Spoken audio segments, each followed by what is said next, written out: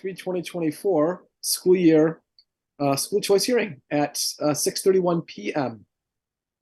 Okay, I'll second that. And the hearing, any discussion on the motion? All right, so I'll just do a roll call for a vote. Scott? Yes. Myself, yes. Mike? Yes. Amy Vessels? Yes. Joe Gleason? Yes. Sharon? Yes. Maureen? Yes. Amy Cohen? She made it. Yes. Brett? Yes. Shandor? Yes. And Karen? Yes. Awesome. So let the hearing be open. And at this point, I would like to turn it over to our superintendent to give us a brief update if he sees fit. Madam Chair, thank you for the recognition. I would like to ask Ms. Masterson if she wouldn't mind pulling up the presentation. So as you know, last week gave this committee a briefing of what to expect at the school choice hearing this week. And the memo that was placed in your school committee meeting materials last week has been placed there once again. And then I do want to go once again through the slides just to refresh everybody's memory. So if Ms. Masterson can pull up the slides. I only have it in a PDF. That's quite fine. Okay. It's loading. Thank you.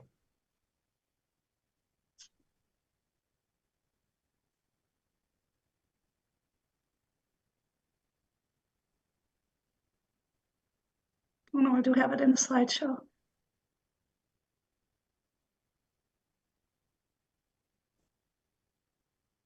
I have it also, Alita, if you need I me got to. it.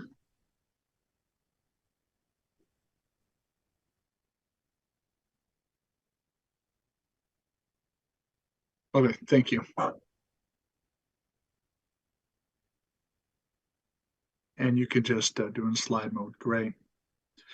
So yes, I want to begin by reviewing school choice. This is something that every year school committees across the Commonwealth are required to take a vote on if they choose to school close or restrict school choice. Otherwise, school choice is a provision for that is for all school systems across the Commonwealth. So next slide. Just to give you a quick look, this is what we just talked about in terms of the district net of school choice over the last 5 years, as we have been had declining enrollment in school choice, while we've had slightly increased enrollment in school choice out. And so you can see what the impact of the district net is there over time as our liability versus our asset coming in terms of dollars plays out. Next slide. So in examining the school choice issue, this committee, I'm recommending then that you look at standards of 20 20, no class sizes bigger than 22 in grades 3 through 12 and 3 through 8, and in high school cohorts no bigger than 220 in the recommendation. Next slide. In applying those standards, you can see with Bolton and their projected enrollment for next year, the only grade levels that would be eligible by the standards we discussed last week would be grades 5, 6, and 7. And if they were filled at the maximum spaces available, you can see the maximum would be 7, 9, and 14. Next slide. In Stow, I would recommend that all the grades at center school be closed and only Hale School be opened. If they're open, the maximum seats you would see available by those standards are 23, 3, and 14 in grades 6, 7, and 8. Next slide. Then in Lancaster, again, by the same standards, closed school choice, grades K through 6, with only the possibility of opening in grades 7 and 8 according to our standards, with 6 available and 7, and a maximum of 19 and 8. Next slide.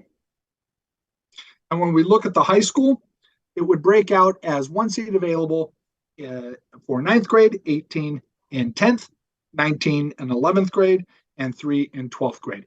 That is if all of the seats were opened to the class size and grade level standards recommended. Next slide. This slide is provided to give you the district-wide projected enrollment by grade for the 23-24 school year. And that is just to give you a scope of what cohorts look like as they rise up through our school system. Our historical data shows us that our grade levels are pretty consistent, grades K through 7. As a matter of fact, they show a very minor increase of just a few students from kindergarten entry until 7th grade, with then a significant drop when they go to 9th grade, and particularly for students that are choosing a vocational education, of which Minuteman Regional Technical High School is the most popular choice. So next slide. If you were to aggregate these elements all together, you would see that it would result in the school system total of being up to 115 available seats if all the seats by those standards were filled. Next slide.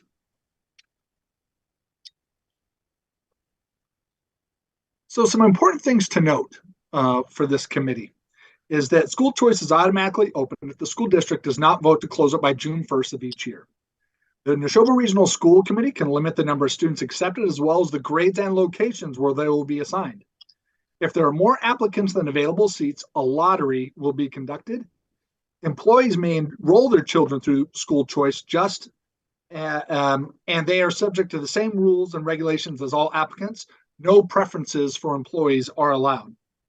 Once accepted, Nashoba Regional School District is obligated to provide the student with a free and appropriate education until graduation from high school. School choice does not apply to current students wishing to change schools within the district because they already reside in our district. And then siblings of enrolled school choice students will be given preference in future years if seats are available in those sections. Next slide. So some considerations I'm recommending that this committee think about is not to open school choice in grades kindergarten through 2. As we discussed last week, these are the grades where we're getting to know the learners of the town and particularly the complexity and demand for which those learners may be coming to us. Utilize the class size limits of no more than 22 students per class to enroll school choice students in high school, no more than 22 students in a grade level. For grades K to 8, do not open school choice if the enrollment was within 4 students of the class size floor as well. And no more than 4 students per grade level per school is my recommendation for consideration. And the reason why is we discussed that if we were to open school of choice and there was this influx of demand coming in, we want to be able to control that. The analogy that I've been thinking of is similar to the way Hoover Dam controls water downstream. We would use the school choice mechanism to make sure we're responsibly managing the class sizes, which is why I would say no more than 4 students per grade level per school should be considered. I would prioritize lower class sizes across the locations to manage balance. And what I've included here are enrollment, population trends, increases and decreases. Ms. Masterson, is that link functioning? Kirk, can I just jump in and ask Yes. all the members of our hearing, if you could just mute when you're not talking, that would be much appreciated. Thank you. Yeah. And as a matter of fact, Ms. Masterson, I think I'm going to come into, excuse me, as I adjust a technical issue for just a moment. It's going to be easier for me if I grab it. So.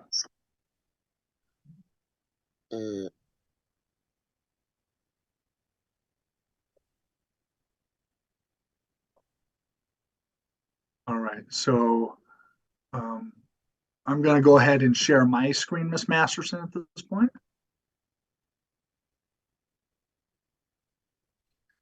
So included in that link is this historical school attending report, and I'm providing this to the committee because last week some questions came up around what do trends look like in the Nashoba school system over time in terms of students who choose to come into our school system. And I'll leave this data for your consumption, but you can see as it goes across, these titles that are in blue are represented as public entities. These are public, this is education paid through public funds, which is where you see total public involved right here. This is NRSD. It's a collection of our 3 towns.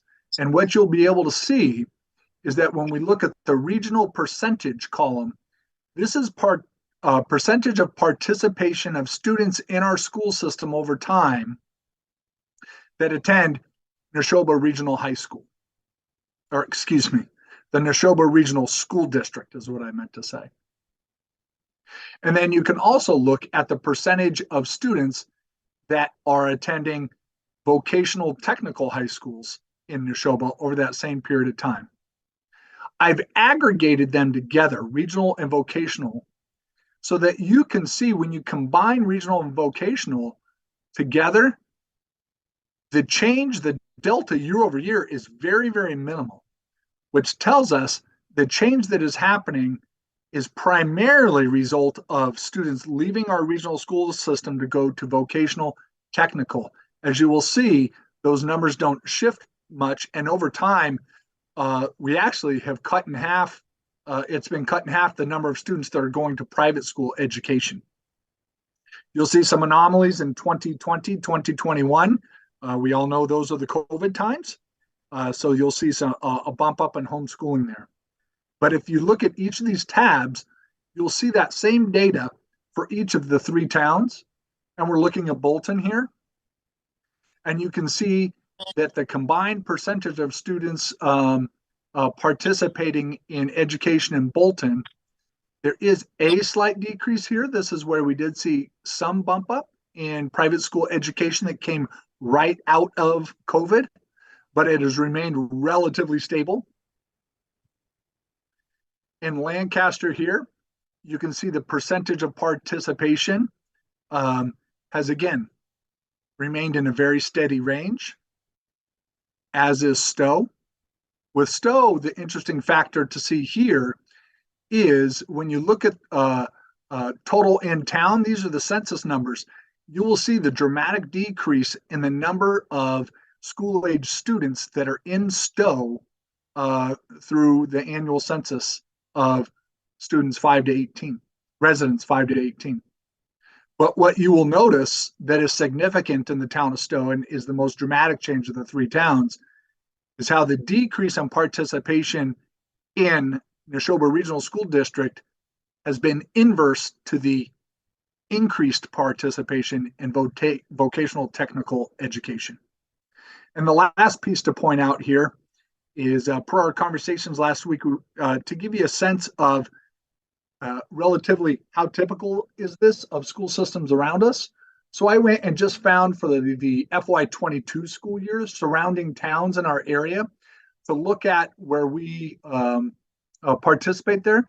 So in this column where you combine the regional and the local columns, because you'll see you have to do that because some towns like Northborough, Southborough are split districts at the elementary levels, but at the high school level, they're together as Algonquin. So if I sort by that column, you'll be able to see that the only towns that exceed the town of Bolton in terms of participation in its local school district are Acton and Boxborough.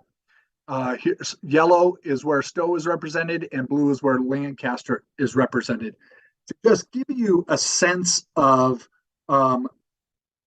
choice in terms of attending the local school district versus collaboratives, homeschooling, in-state, out-of-state, private. Thank you, Ms. Masterson. If you can bring up the presentation again.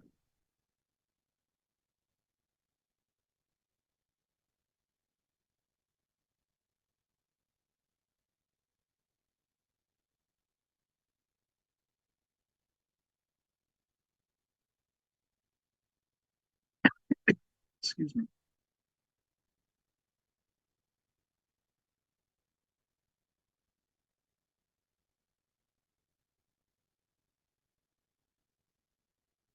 have it too, Kirk. Do you want me to throw it up there? Ms. Masterson? Here, I've got it.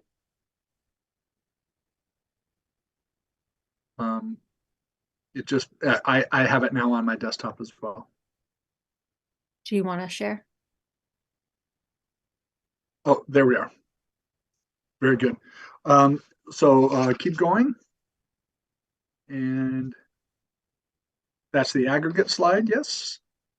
And we just discussed consideration. So if you combine the presentation I showed, again, closing school choice in all the boxes that I highlighted in red, and limiting school choice to no more than 4 students per grade level per school. And that would look Hale schools 6th, 7th, and 8th. We would only do 3 at 7th grade because that would reach our limit. Luther Burbank, 7th and 8th grade, 4 students in each. Florence Sawyer, 4 students in 5th, 6th, and 7th. Nashoba Regional High School, 1 at 9th, 4 at 10th, 4 at 11th, 3 at 12th. The way that looks, next slide, is this table just aggregates that data together for you. So in the event that enough requests came in that filled those seats, that would equal 43 students through our school of choice for the next school year. And I would recommend that we not go higher than that, as we would want to manage those numbers. So next slide. So as we were talking about what are the types of motions, I crafted what some model motions potentially could be. And it just outlines the 2 pieces on the slide two years ago. If you were to partially open the school choice program, you would need to do that in 2 motions. First, to close the sections where school choice would be closed. And the second would be to limit and open it, but limit enrollment at those grade levels and locations as written. And if the committee is more inclined to withdraw entirely from the school choice program, there's a recommended motion there for withdrawing from the school choice program entirely. And so with that, Madam Chair, I will take any questions.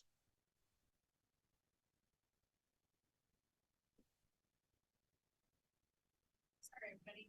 Just trying to get to my screen. All right, so if any of our residents would like to ask a question, please feel free to jump in. I think we only have a couple. Kendra, go right ahead. Hi, Kendra Dickinson, 402 Oatman Way in Lancaster, speaking as a private citizen. The question I have is, because I've got data from several different sources, what is the tuition between the town and the state per student to offset costs? Yes, that's a good question, Ms. Dickinson.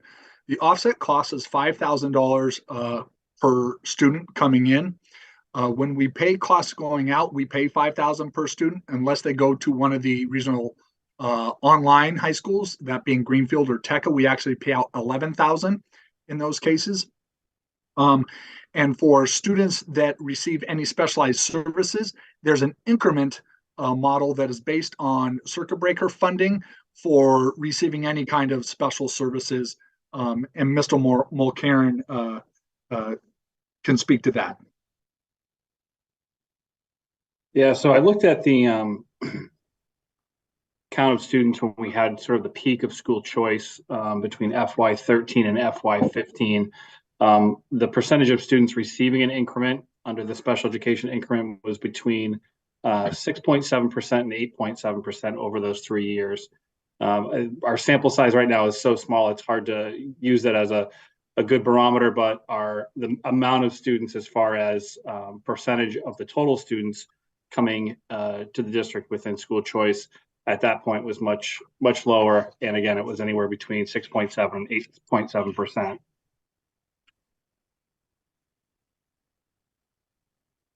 Could I ask a follow-up question if nobody else has a question? Definitely. So if I'm understanding this correctly, we'll get $5,000 for those students when our but our average cost per student currently is just under 17K. That is correct. And so that's why the recommended allotments for allowing school choice would not require us to bring any additional staffing into the school. We would be able to keep it within our staff size ratios, class size ratios. I have one more question if it's okay. I'm Yeah, sorry. of course. Keep going. So being from Lancaster and a lot of you folks knowing what our financial situation is right now, I don't think it's fair to ask us to sacrifice, what would it be, $11,000 per student to open up our classrooms to be even fuller. We already have a lot going on, and I think the timing is poor. And I understand that the goal is to diversify our classrooms, which I don't have a problem with. It's just, I don't believe it should be right now, because there's going to be some really big decisions that have to happen, you know, between the high school and what's going to happen with Lancaster to find a way to balance the budget. And I've talked to a lot of parents, most who are at sports with their kids right now, and so they couldn't attend. And, you know, they don't support school choice in any grade at this moment until things are sorted out and we know what the school's going to be, what's going to happen with Lancaster, if there's anything happening with Stow and, you know, Bolton that we're not aware of. It's just really bad timing. And now I will be quiet. Madam Chair, if I may respond to Ms. Dickinson there. Yeah, please. Only because if I didn't explain it accurately, I just want to make sure I'm clear. And that is the tuitions that we spoke of, particularly the 5,000 and 11,000. We wouldn't be drawing in any of those tuitions. Those are the amounts we already pay out to other school systems for residents of Lancaster, Stow, and Bolton who choose to go to other school systems. So we can't stop that. That they're allowed to do that by law. The only thing that this committee is voting on is if people can come in. So I just want to be clear. Students can still leave our school system on school choice. That's in the state statute. And I just want to make sure the community understands that. Thank you. All right. Let's go over to Jennifer. If you could just tell us who you are and where you come from. I'm Jennifer Stewart Owen, 95 Century Mill Road, and my husband, James Owen. And it's Bolton. In Bolton, yeah. Yeah, you may have said we joined a little bit late. What was the rationale for why the first 3 or 4 grades were recommended to be excluded? Is it just the number of kids that are in those classes? Yeah, where in the tables where you see red boxes, 2 recommendations. I wouldn't recommend our school committee opened up in grades K1, 2. Those are the grades at which we need to get to know our students and understand any shifts. Particularly, some people send their kids to private school for kindergarten, so we have some bump ups in those early grades. And then for the other grades, it's so that we don't exceed our class size standards, because we don't want to add school choice seats to the school system that would force us then to adding additional sections. And we need to leave some room there for residents that move into our school system. Okay, thanks. Thank you. Does anybody else have any questions? Oh, Mike. Mike, you're muted. And also, just FYI, guys, this is for the public hearing, and I think we have established that we will deliberate on this later in the meeting. And so if you want to ask any clarifying questions that you think will help the public right now, I think that's fine. But if you have kind of a probing question, we would wait until our deliberation, which is actually first on the agenda. Yeah, this is a quick request for clarification. Great. The superintendent. Mr. Superintendent, would you mind clarifying for the public how the cost per student is derived and the existence of overlapping costs that are not in conflict with the revenue generated from a school choice option? Well, the cost in terms of the tuitions that exchange between districts, that's in state statute. It's a $5,000 state determined amount. For students that require special services, there's increments. So if you have a low threshold of services, the increment increase on top of that would be added. If it was intensive, it would be added into that. And it's according to the circuit breaker formulas that are already established for students that receive special services. And that is flushed out through state aid payments that are made regularly to the school district. So what happens is every year we get our state aid assignment that we know is Chapter 70 funds, and we get those payments throughout the year. And what happens is the state takes away the tuitions that have to be then advanced to other school systems, but then they add in tuitions that are due to our school system now. So that's where you saw on the very first slide in the table earlier, our delta right now is about $350,000. So we're paying out $350,000 more in school of choice tuitions than we're taking in right now. So we're a net negative on our school of choice. Okay. Thank you for that. Sharon. My question is kind of along the same lines that Mike was asking. It seems like I'm asking for some clarification because it seems like there's some confusion in that.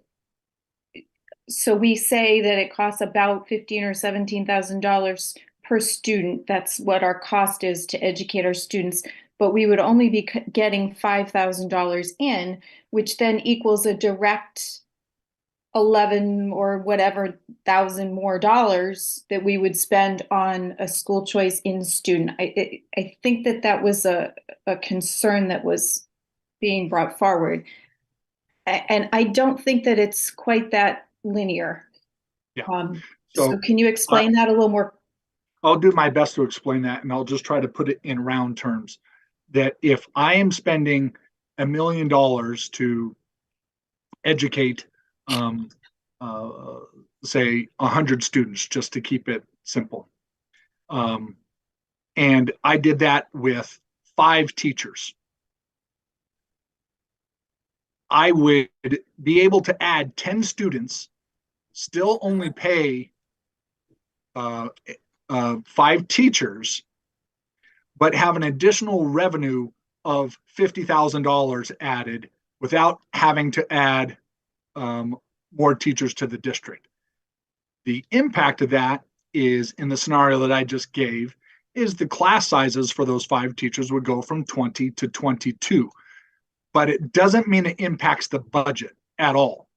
It changes the divisor of the budget and actually brings your cost per student down a little bit. It is a way to use the mechanism to open up opportunities across towns within the Commonwealth, and gives us the onus of control to limit it in ways that doesn't put a burden on our taxpayers to increase for increased staffing costs in our school system, because we would be paying those costs anyhow. Thanks, Sharon, for getting that clarification.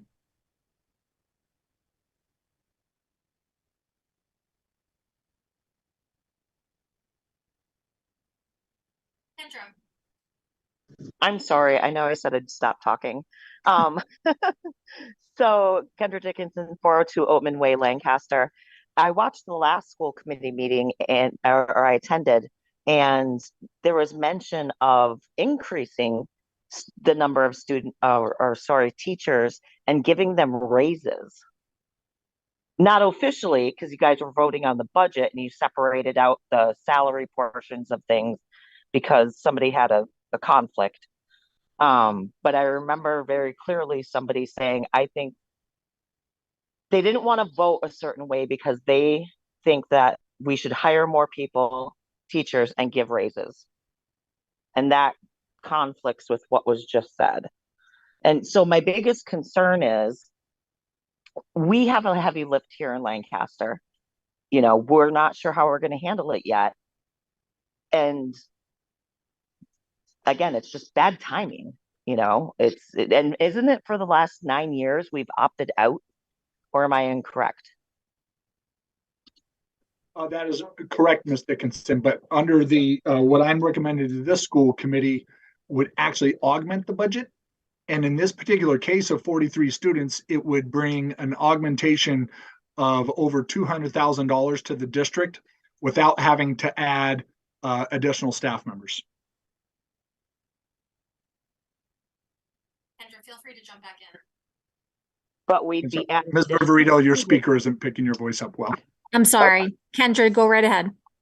But we'd be adding additional students, which would be more work for the teachers, but not necessarily require a hiring, but could potentially reduce the quality of education that the people who live here and pay taxes here.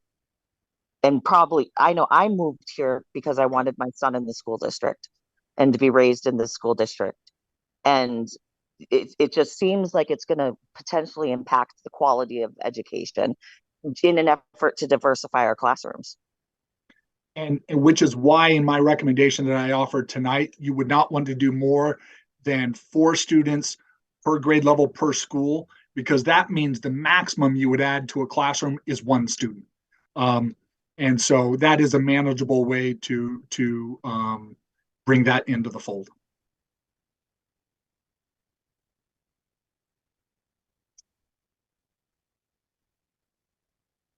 Kirk, would you say that I heard Kendra say something that I just want to be clear about? I heard Kendra say that this is an effort to diversify our school system. Is that part of the purpose? No, I don't think that's the focus of why we would open school of choice. This is being brought to you, I would remind this committee, and I'll say it for the public as well. This is an exercise we do annually as required by state statute if we were to vote school choice. And so this committee requested that we come with a detailed school choice proposal to the committee this year in an effort to educate our committee and our community on the implications of school choice, the benefits it could be to our system, while also taking the careful measures like Ms. Dickinson is pointing out in her questions along the way. So this is a requirement that we have to do annually. And so this hearing is to meet that requirement.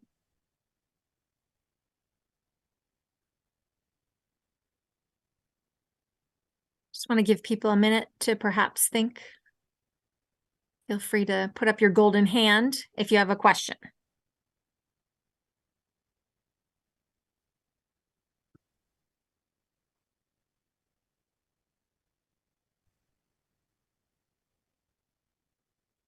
Joe? Madam Chairman, I think you know what I was going to say. So I'm going to defer. Ms. Dickinson has raised her hand yet again, so I will hold off on what I was about to say, which you know what I'm going to say. So. Okay, go ahead, Kendra. Sorry, I'm really a nice person and I really love the school. Yes. So I'm not trying to be a PIA. The reason I said that in the diversifying the classroom is in the last meeting, and I'm not going to point out who said it. It was said that we need more Black and brown kids in our classrooms. And that's why I was like, okay, is this motive or is this initiative just to meet that statement? And that's what concerned me. Trust me, I get it. I am not diversification person. I work with all types of people. I have no issues with it. But that's what just made me concerned, because the sheer motive shouldn't be just diversifying our classrooms. Diversification will happen through natural attrition. You know, when you can afford to live here, and we all know that our 3 towns are expensive, it'll happen.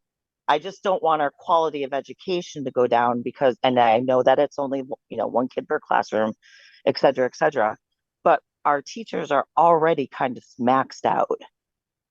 And I'm not familiar with this coaching thing that's been talked about, but, in conversations with, people who were former teachers in the district most recently, and some current people in the district that teach, they're kind of maxed out. and it's been a little bit challenging in some grades. So that's why I made that particular statement. So I wasn't trying to be mean. Joe, if you don't mind, I would actually like to ask Kendra a follow-up question, which is not necessarily protocol, but I think it's important to hear her perspective on this. And that is, Kendra, how do you feel about the notion of this actually being a revenue stream, like Superintendent Downing explained, and actually bringing money into the budget? So that one I'm torn on because, again, we're having all these issues in Lancaster, and we have a pretty good sized chunk of the new high school if it passes through. But you have a very robust budget. Your salaries are some of the highest I've ever seen. Your operating budget seems to be lower than, the salary budget. Our teachers are amazing. I have no issues paying them. But I think that our quality of education, and like Lancaster, we trimmed all the fat off our budget we could. There could be a little bit of trimming, especially with the new high school proposal, that could make up that delta and not jeopardize the quality of education our kids get. Joe, did you want to add anything, or? No, I wanted to actually move to close the public hearing at this point, Madam Chairman. Are there any seconds? I'll second.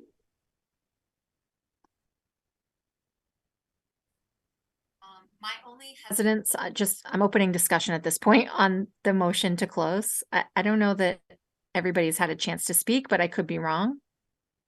And so I can take the vote on closing the public hearing. I'm going to start and say no, just to make sure everybody is okay. Joe? Yes. Sharon? Yes.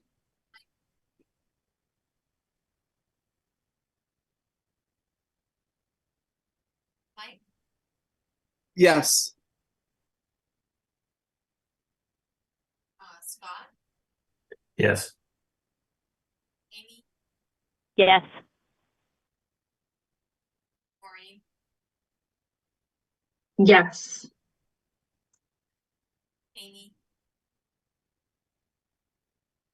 Amy Cohen? Yes. And your audio is hard to hear. I'm so sorry, guys. My computer's old. Brett? Yes. Shandor? Yes. And I think that's everyone. My screen. Oh, Karen. Yes. All right, Karen. I think I got everybody. Okay, guys. So the public hearing is closed. I do unfortunately see somebody who wanted to speak who didn't get the chance, who in the chat wanted to say something. If that person just wants to quickly put something into the chat that, like, maybe a question that could be answered later, I will allow that. And as soon as you are done doing that, if everybody from the public could kindly leave the Zoom meeting and you can join us on YouTube. I thank all of you for coming. We're going to open the regular meeting in just a moment.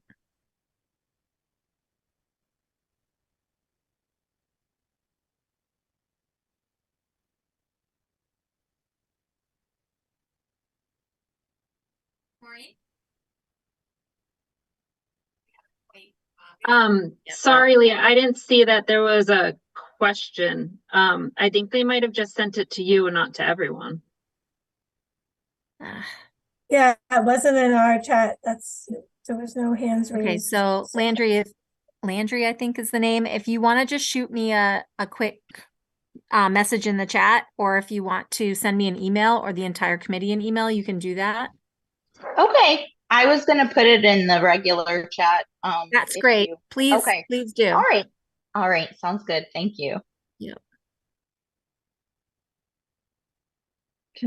I'm sorry about that, Leah. I didn't see that she had a hand up. It's okay. I thought that it was to everybody. It's okay. We'll address it. We'll address her concern in the deliberation. It's all right. I'm actually just gonna move a couple things around.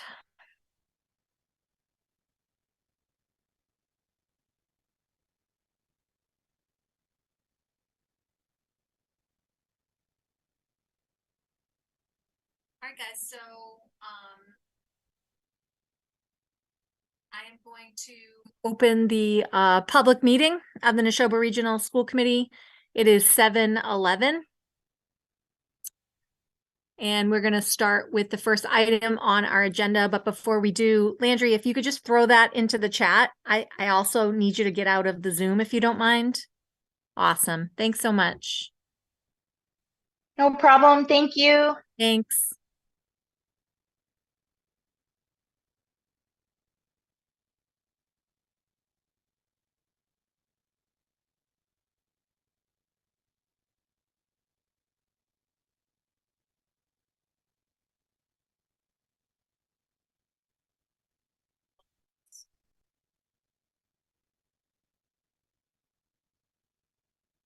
Now you can all see her comment. Yeah, I don't understand it. So I can give a little bit of context when we open the agenda item, because I actually spoke with her a little bit. I think Kirk did as well. All right, guys, so let's talk about the first agenda item. Can you all hear me well enough? Yeah. Okay. Sorry. I feel like I'm yelling. So we're going to talk about the first agenda item. It is about the school choice motion. I'm not going to take any motions right now. I would actually just like to hear from committee members. We can go around. People can ask Kirk probing questions at this point if they would like to. Leah, did you have to call the meeting to order again or do something? Or Yeah, you have to call the meeting to order. I did. She did at 7-Eleven. I did. Yeah, but we didn't do the Pledge of Allegiance. Oh, Pledge of Allegiance. Sorry. Okay. All right, everybody, let's pledge our allegiance to the flag. Are you ready? You can mute, you can stand, you can do whatever you like. Pledge allegiance to the flag of the United States of America and to the republic for which it stands, one nation, under God, indivisible, with liberty and justice for all. Thanks, Joe. Okay, so we are going to vote on this as we do every year. But before we take any motions, I would like to just open it up to the members of the committee to share what they're thinking, or ask the superintendent any probing questions. So please feel free to put up your golden hand and I'll call on you.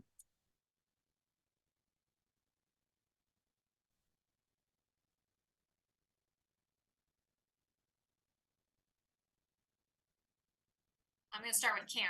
Go ahead, Karen.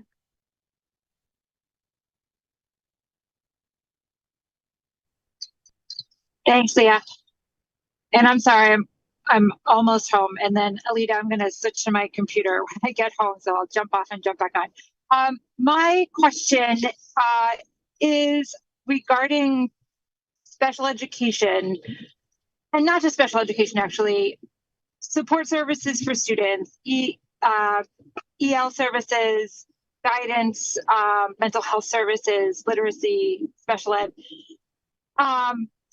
I guess Kirk, would like to hear your thoughts on how, and I do realize your proposal is pretty conservative in terms of how many seats to open, which makes sense to me.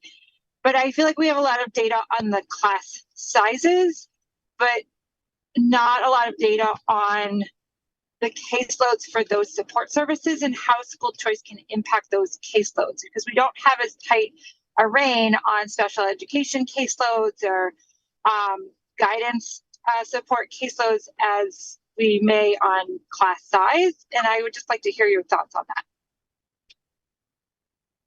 Happy to. Mr. Mulcairn's office was able to pull out some historical data on that back when we were full-fledged school choice in our school district.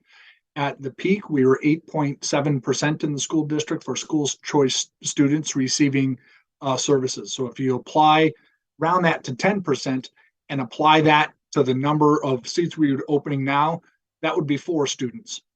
So as we think about those ratios, that's why I think taking a measured approach and coming in slowly would be the right approach. So I do not believe in the recommendation that there would be a significant demand placed upon any of our student services.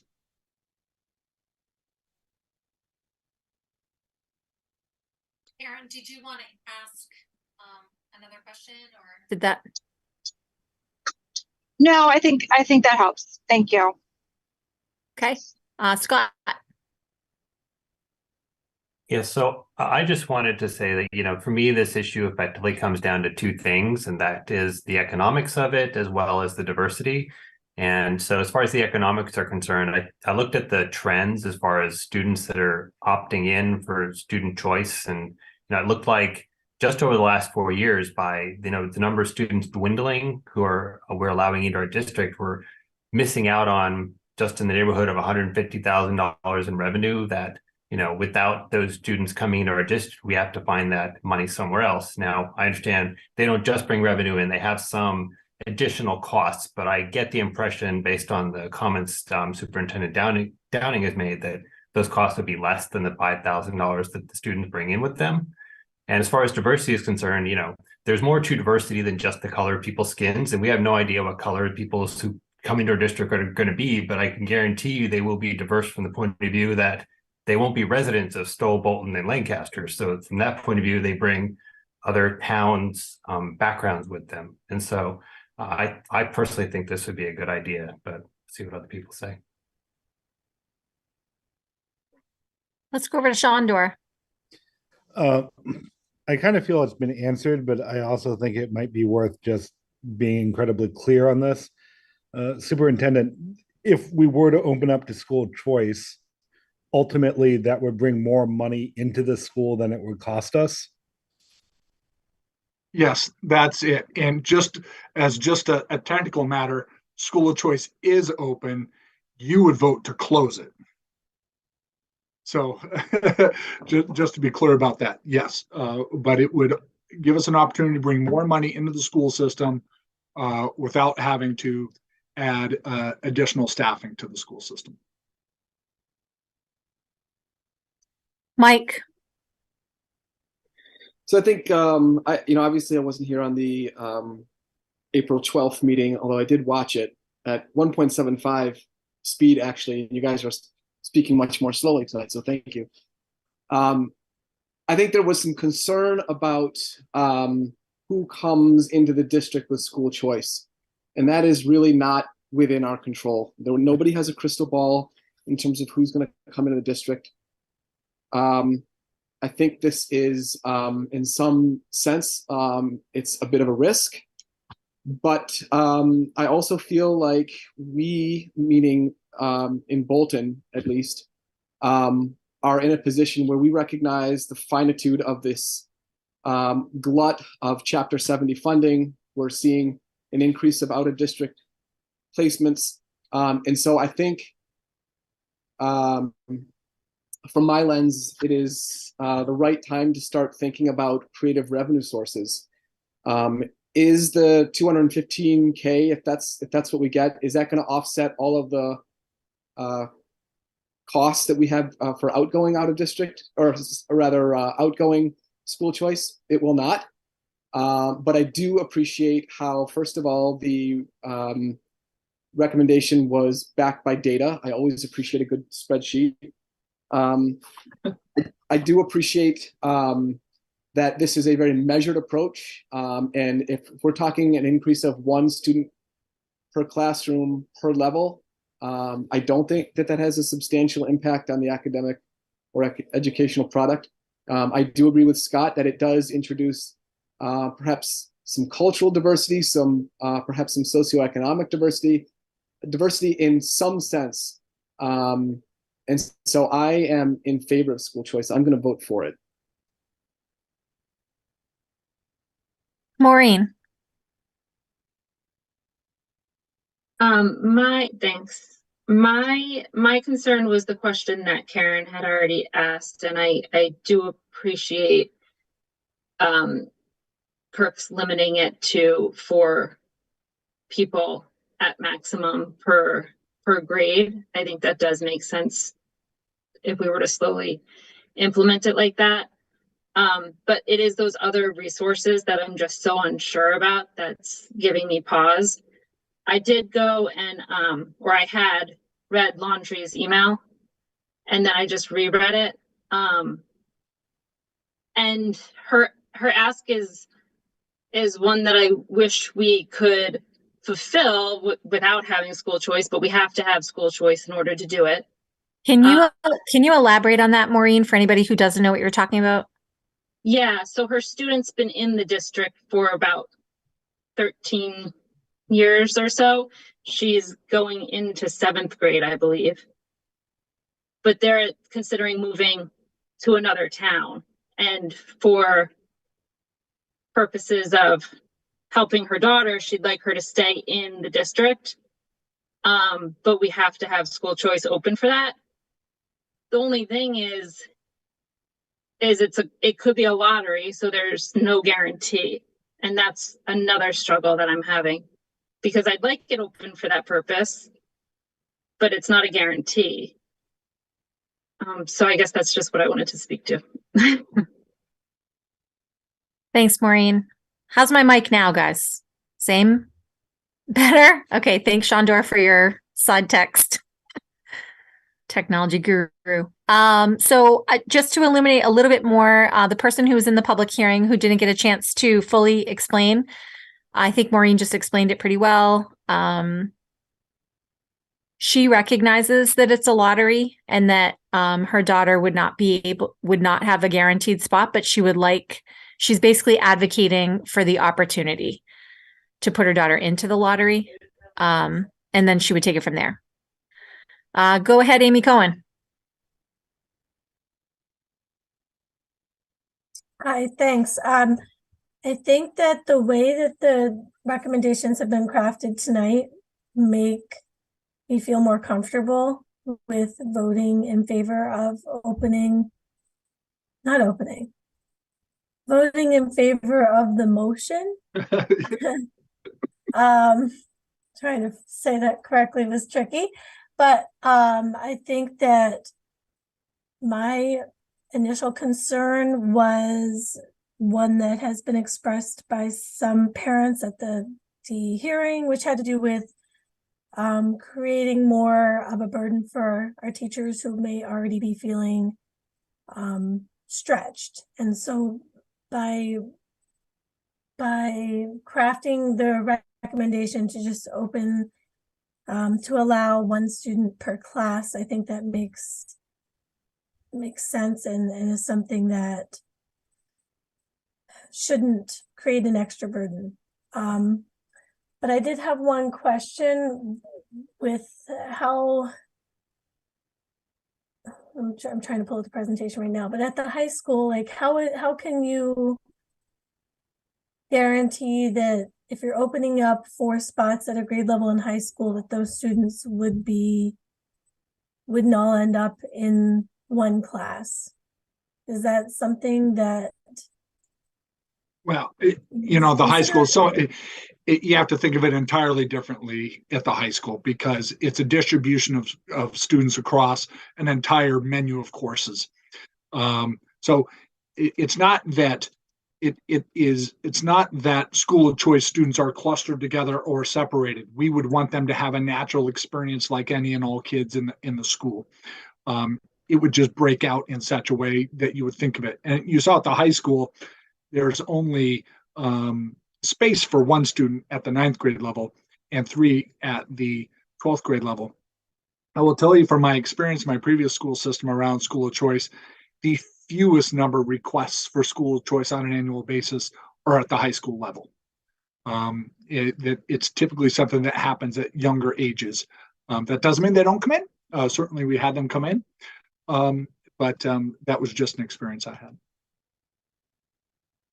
Just for clarity, so if you're talking about the sophomore class, which could be 4 students, 4 children entering, like a sophomore English class, I think that they probably run 7 sections of it. So and 7 or something, maybe 10. I don't know. We are consistently, our sections in our high school courses are very, very healthy. We're running sections in our core departments and our core courses, 16 to 22 students. They're very, very healthy, small class sizes relative to other school systems. Shandor. Just a question, since admitting kids in lower and middle school commit us through high school, with a possible construction in the high school, is there going to be any decrease in capacity during construction that we foresee, or other challenges there? Now, the construction of the new high school is rated on enrollment of 925 students at a utilization rate of 85%. So maximum enrollment for our high school would be 1,088 students, according to the MSBA. And the highest our school system has ever been is 1,060 students. So that's why taking a responsible approach slowly, I think, is the way to do that, because you can then manage for that. And remember, we're going to be back at the table this time next year voting again, whether we are going to withdraw from school choice. So on an annual basis, we'll update the committee on our enrollment and where we're at, so that you are well educated and can make those decisions on a year-to-year basis. I think you might have misunderstood my question. I meant actually during construction. Will the construction have any impact on our capacity while it's happening on the campus? No, we're going to have full utilization of our building through construction. We will not lose anything in the building.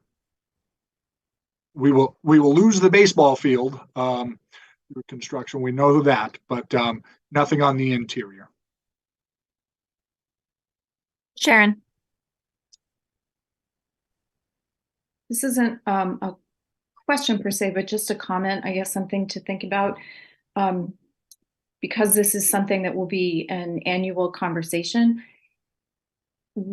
we probably want to consider, I'm not sure that it would be in the best interest for the district, or certainly for families, if we were to decide that this year we will do school choice or offer some school choice options, but next year we might completely opt out. And the following year, maybe we would offer some again, or perhaps we would opt out again. I'm just thinking, I know some families who their older child was in our school district through school choice. And then when school choice closed, their sibling was not able to attend the Nashoba district because we no longer had school choice available. And that became tricky. So just, I guess, something that it adds a layer of complexity to it, I guess, but just something to think about is that when we bring a family in, and then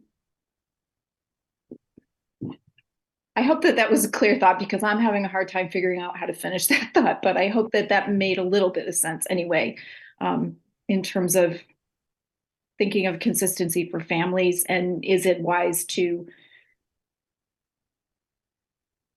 if we're not, I like the idea of opening school choice for a limited number of students. I think it's a wise decision for us right now, but I would be hesitant if I thought that next year the committee might decide to go back to no school choice. Kirk. If I may respond, thank you. Ms. Poch, I hear your point entirely. And the scenario you described may be the outcome anyway, based upon what enrollment is at a particular grade. And that is just something, and that wouldn't even be according to the standards that I'm suggesting to this committee. So I think that's why we make database decisions based upon regular practices. And so that could happen to a family, but it's happening because we are protecting enrollment, protecting our class sizes so that we don't have to add additional staffing in the future. So that is a possibility of that happening, yes. Just a quick side note, guys, the statute, the regulations do create, if school of choice was to remain open, that the statute gives a sibling preference. FYI. So that is a part of this. Any other comments? I know it's just about time here. Maureen? I'm wondering from historical data, do these spots usually get, are they in high demand? Like, is it most likely that lotteries will occur? I don't know that we can answer that. Okay. Did I lose Kirk? Oh, it looks like it. Oh, he's out of here. I don't even know if Ross could make that prediction. I think Kirk did actually mention that to me, that, this is the recommendation. This is what, we could open it in whatever way we want to or keep it open, but we might not get anybody apply. I doubt that will happen. So Ross, if you want to add any color there. It looks like Alita has something to share, it maybe relative to Kirk's participation. So go ahead, Alita. Actually, I'm the one that ran the school choice lotteries every year, previously before closing it. And we almost always had a lottery for almost every grade. Okay. Interesting. Thank you. Thank you, Alita. And in past years, Alita, it was opened up blanketly, K to 12? No, it was the same way as it is now. It's basically like when we opened it in the past, we opened it at just certain grade levels in certain schools. Yes, the last time it was opened, it was cherry picked. Got it. Slots that had availability. So just before we move to a motion, and Mike, I'll turn to you and you can put whatever motion you want on the table here, or somebody else can if they feel strongly. I want to say this is kind of to Kendra's point, and this is where I am very torn as a member. I know that we have got fiscal responsibilities that are before us. This is, the Student Opportunity Act funding is only going to last for a couple more years. And if Massachusetts doesn't fill the gap, in 3 years, Ross, correct me if I'm wrong, the SOA runs out. Correct. We're halfway through. So I'm interested in creating revenue sources to help our towns and to help our taxpayers offset the costs of our fantastic school system. And the limited and very thoughtful way that Kirk is recommending school choice is interesting to me because it could bring in revenue at a time where we need revenue right now. There are a couple of funding sources that could come down the pike in the future, including the millionaire's tax or the gambling revenue that is gathered by that, or maybe tax bases increases in some of our towns because businesses or housing comes in. That's definitely not going to happen the next couple of years. So if we open up school choice in this really limited way, I actually don't think it's going to put a burden. I think that any costs that are incurred can be back charged to the sending district, because I've been doing a lot of research on it and I've been talking to various people. I feel confident about all of that. I think that it is a fiscal positive and could actually help our budget situation. And then on top of it, it could have other, really positive impacts for kids. I don't think it would burden the teachers, because I know that in a classroom of mine, when I have 21 kids or 22 kids, it does not matter. And so I am leaning toward it, although maybe just for the high school. I don't know. I'll go to Joe. Thank you, Madam Chairman. I don't really have any substantive question. My question was more procedural. For the other members of the committee, Mr. Horesh and myself, as well as the chair, were privy to a proposed motion, both against and in favor of opening school choice. So I'm going to direct my question, Madam Chair, through you to the superintendent. The proposed motion that I received today looks to me significantly different than the motion considerations that were presented during the public hearing. And from my perspective, I would be far more comfortable in moving what was on the slide presentation in the public hearing as opposed to what I received today. But in that regard, Mr. Superintendent, am I missing something? Is there some language? Is there some flexibility in the proposed motion language we received earlier today that you're looking to secure from the committee?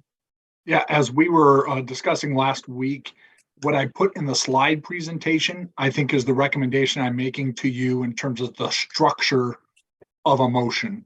And so the two-part motion is based upon the criteria that I provided to this committee. And then the second recommended motion was if it was to close school choice entirely, withdraw school choice. So I would work from the slide presentation, Attorney Gleason. Yeah, thank you. That's all I wanted to know. Thank you, Mr. Downing.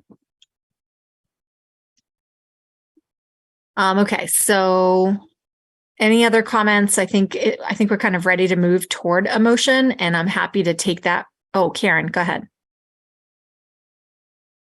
Sorry, just a quick question.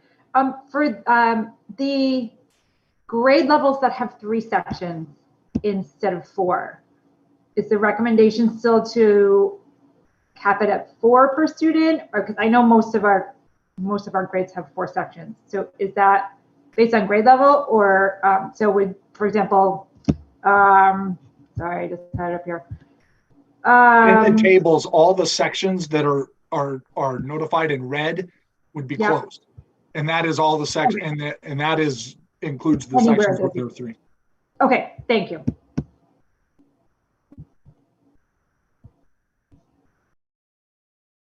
All right, Joe.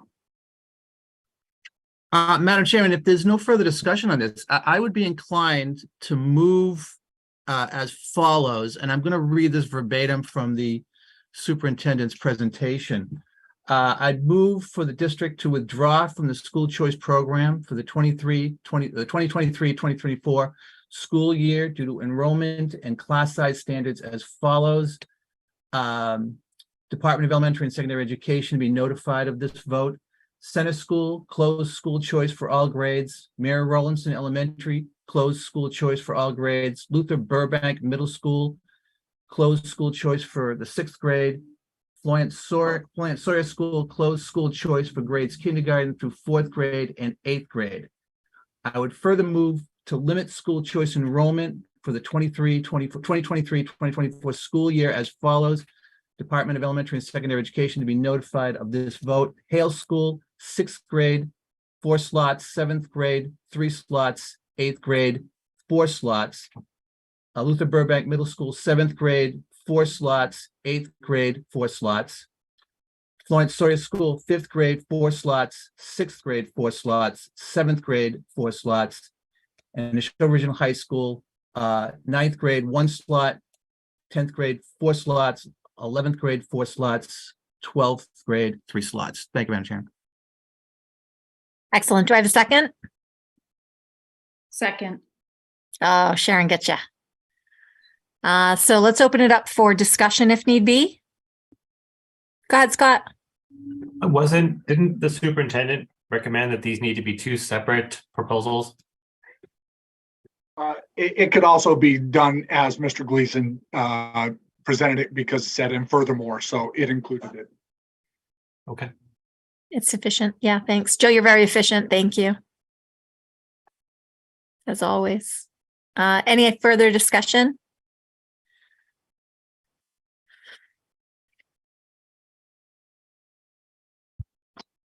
Okay, so let's take the vote. Scott.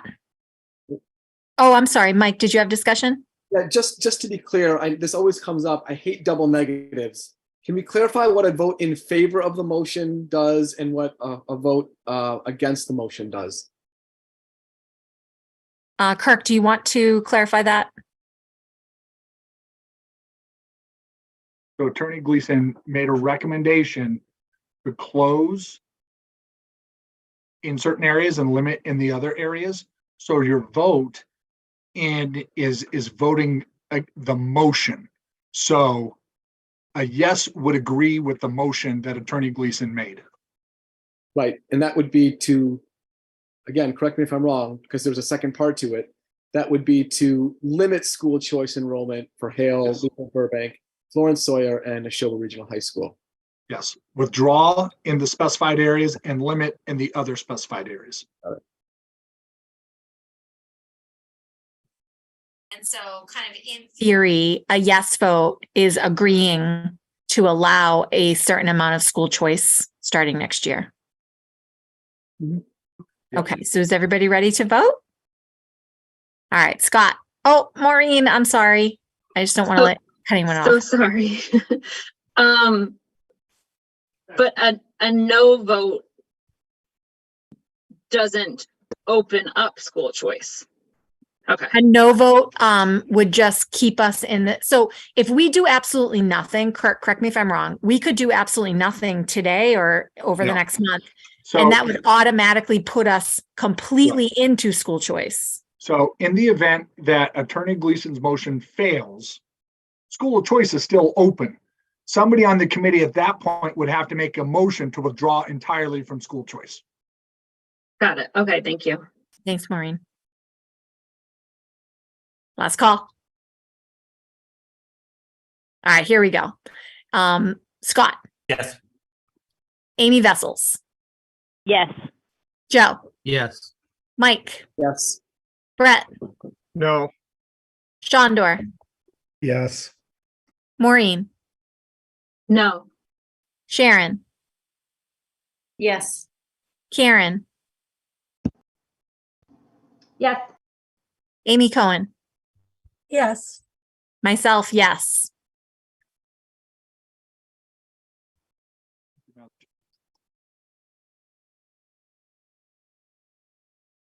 All right, everybody, moving on. Does that mean it passes 9-2? Is that what I? 9-2 is my count. Okay. Got it, Alita? Cool. Yep. All right, everybody. Kirk, I just want to say a quick thank you. That is the most comprehensive presentation we've ever received in my tenure on school choice. And it was just really helpful to put everything in perspective for me, who was at first an opponent. Thank you, Madam Chair. We'll keep this presentation on file, as I know we'll be back next year. So if the format and template worked to create some understanding and clarity for you, the committee and our communities, we'll be happy to do it again next year. All right, guys. So moving on to public comment. I actually have none. So we'll move on to the consent agenda. And Mike, I wonder if I can rely on you for that motion. Sure. I'll move to approve the consent agenda of April 28th, 2023, containing the draft meeting minutes of April 12th, 2023, and the warrants of April 28th, 2023.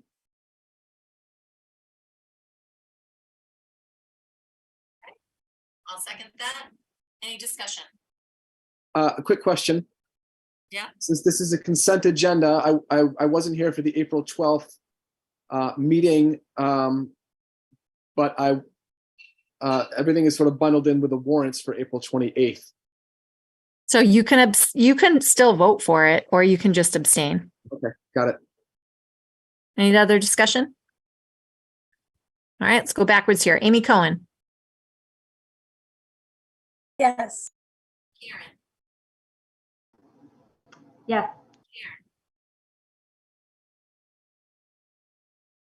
Sharon. Sorry, I didn't hear you. Yes. Sorry. Brett. Yes. Shandor. Yes. Maureen.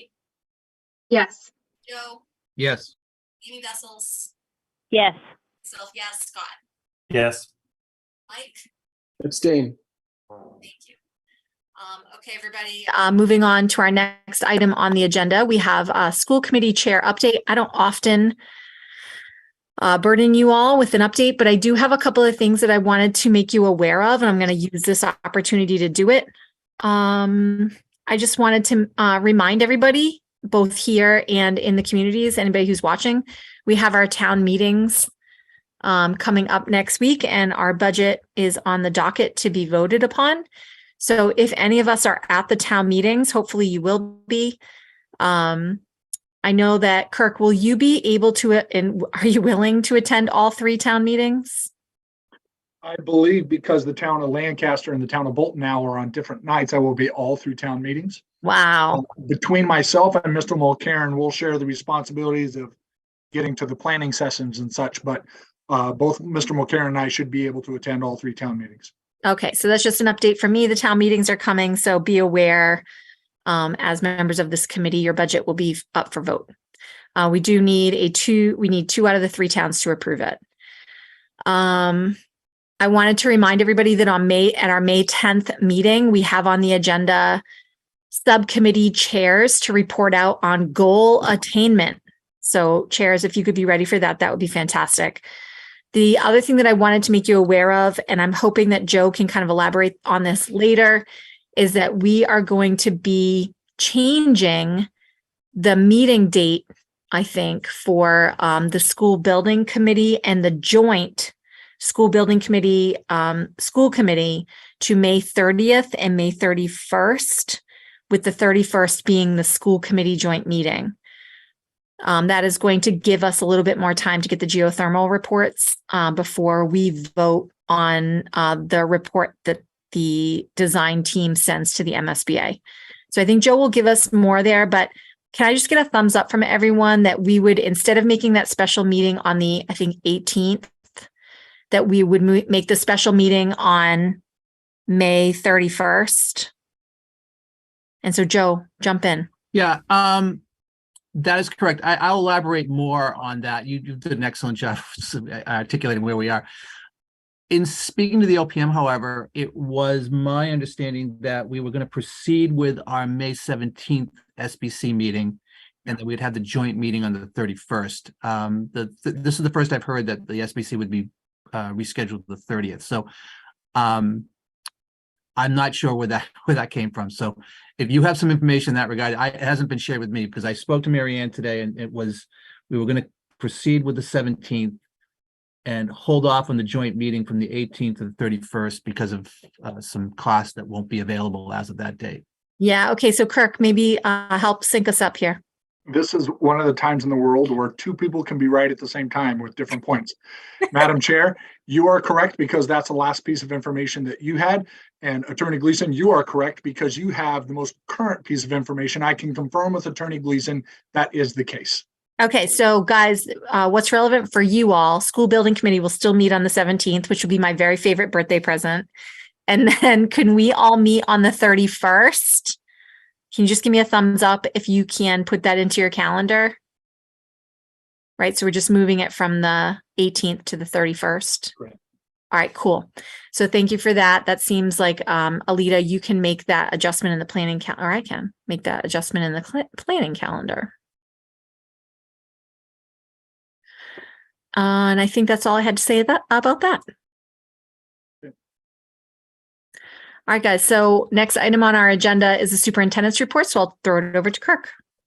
Thank you, Madam Chair. I just have a couple of brief items tonight. The first, some may say are perfunctory. I think it is a good representation to reflect the work that our people are doing. I'm going to be shifting a couple of the job titles on our administrative cabinet team. The first of which, you know that we have a director of business and operations. Mr. Mulcairn has done a wonderful job in his first year as business operations manager, and is going to be elevated now to the director position, given the success that he's had this year. And we're going to change that title to the Director of Finance and Operations, because we think finance is a better descriptor. It's not just the budget. It's studying all the other factors related to the budget and the business office. So I think finance and operations best reflects that. And the second director position, currently known as the Director of Health and Wellness, we are making the Director of Health, Wellness, and Safety. That's because Nurse Lisa Gobecki, Brielle Gobecki, is our Chief Safety Officer for the district, puts a lot of time, effort, energy into all the things that I've described to this committee before that she's presented to you on. So that should be reflected in her title as well. The second piece is notification that at next week's meeting, this committee will be taking a vote on the physician's contract. This is an annual event for us, as our physician, district physician consults with the school district on all things through the health office and Nurse Gobecki. You will see in the in your packet is the model contract. And so you'll be taking that up for a vote next week. We just presented it to you tonight to signal that awareness to you. And then the last piece is I'm going to invite Assistant Superintendent Friend to speak a little bit on time on learning at Nashoba Regional High School. Take it away, Laura. Thank you, Superintendent Downing.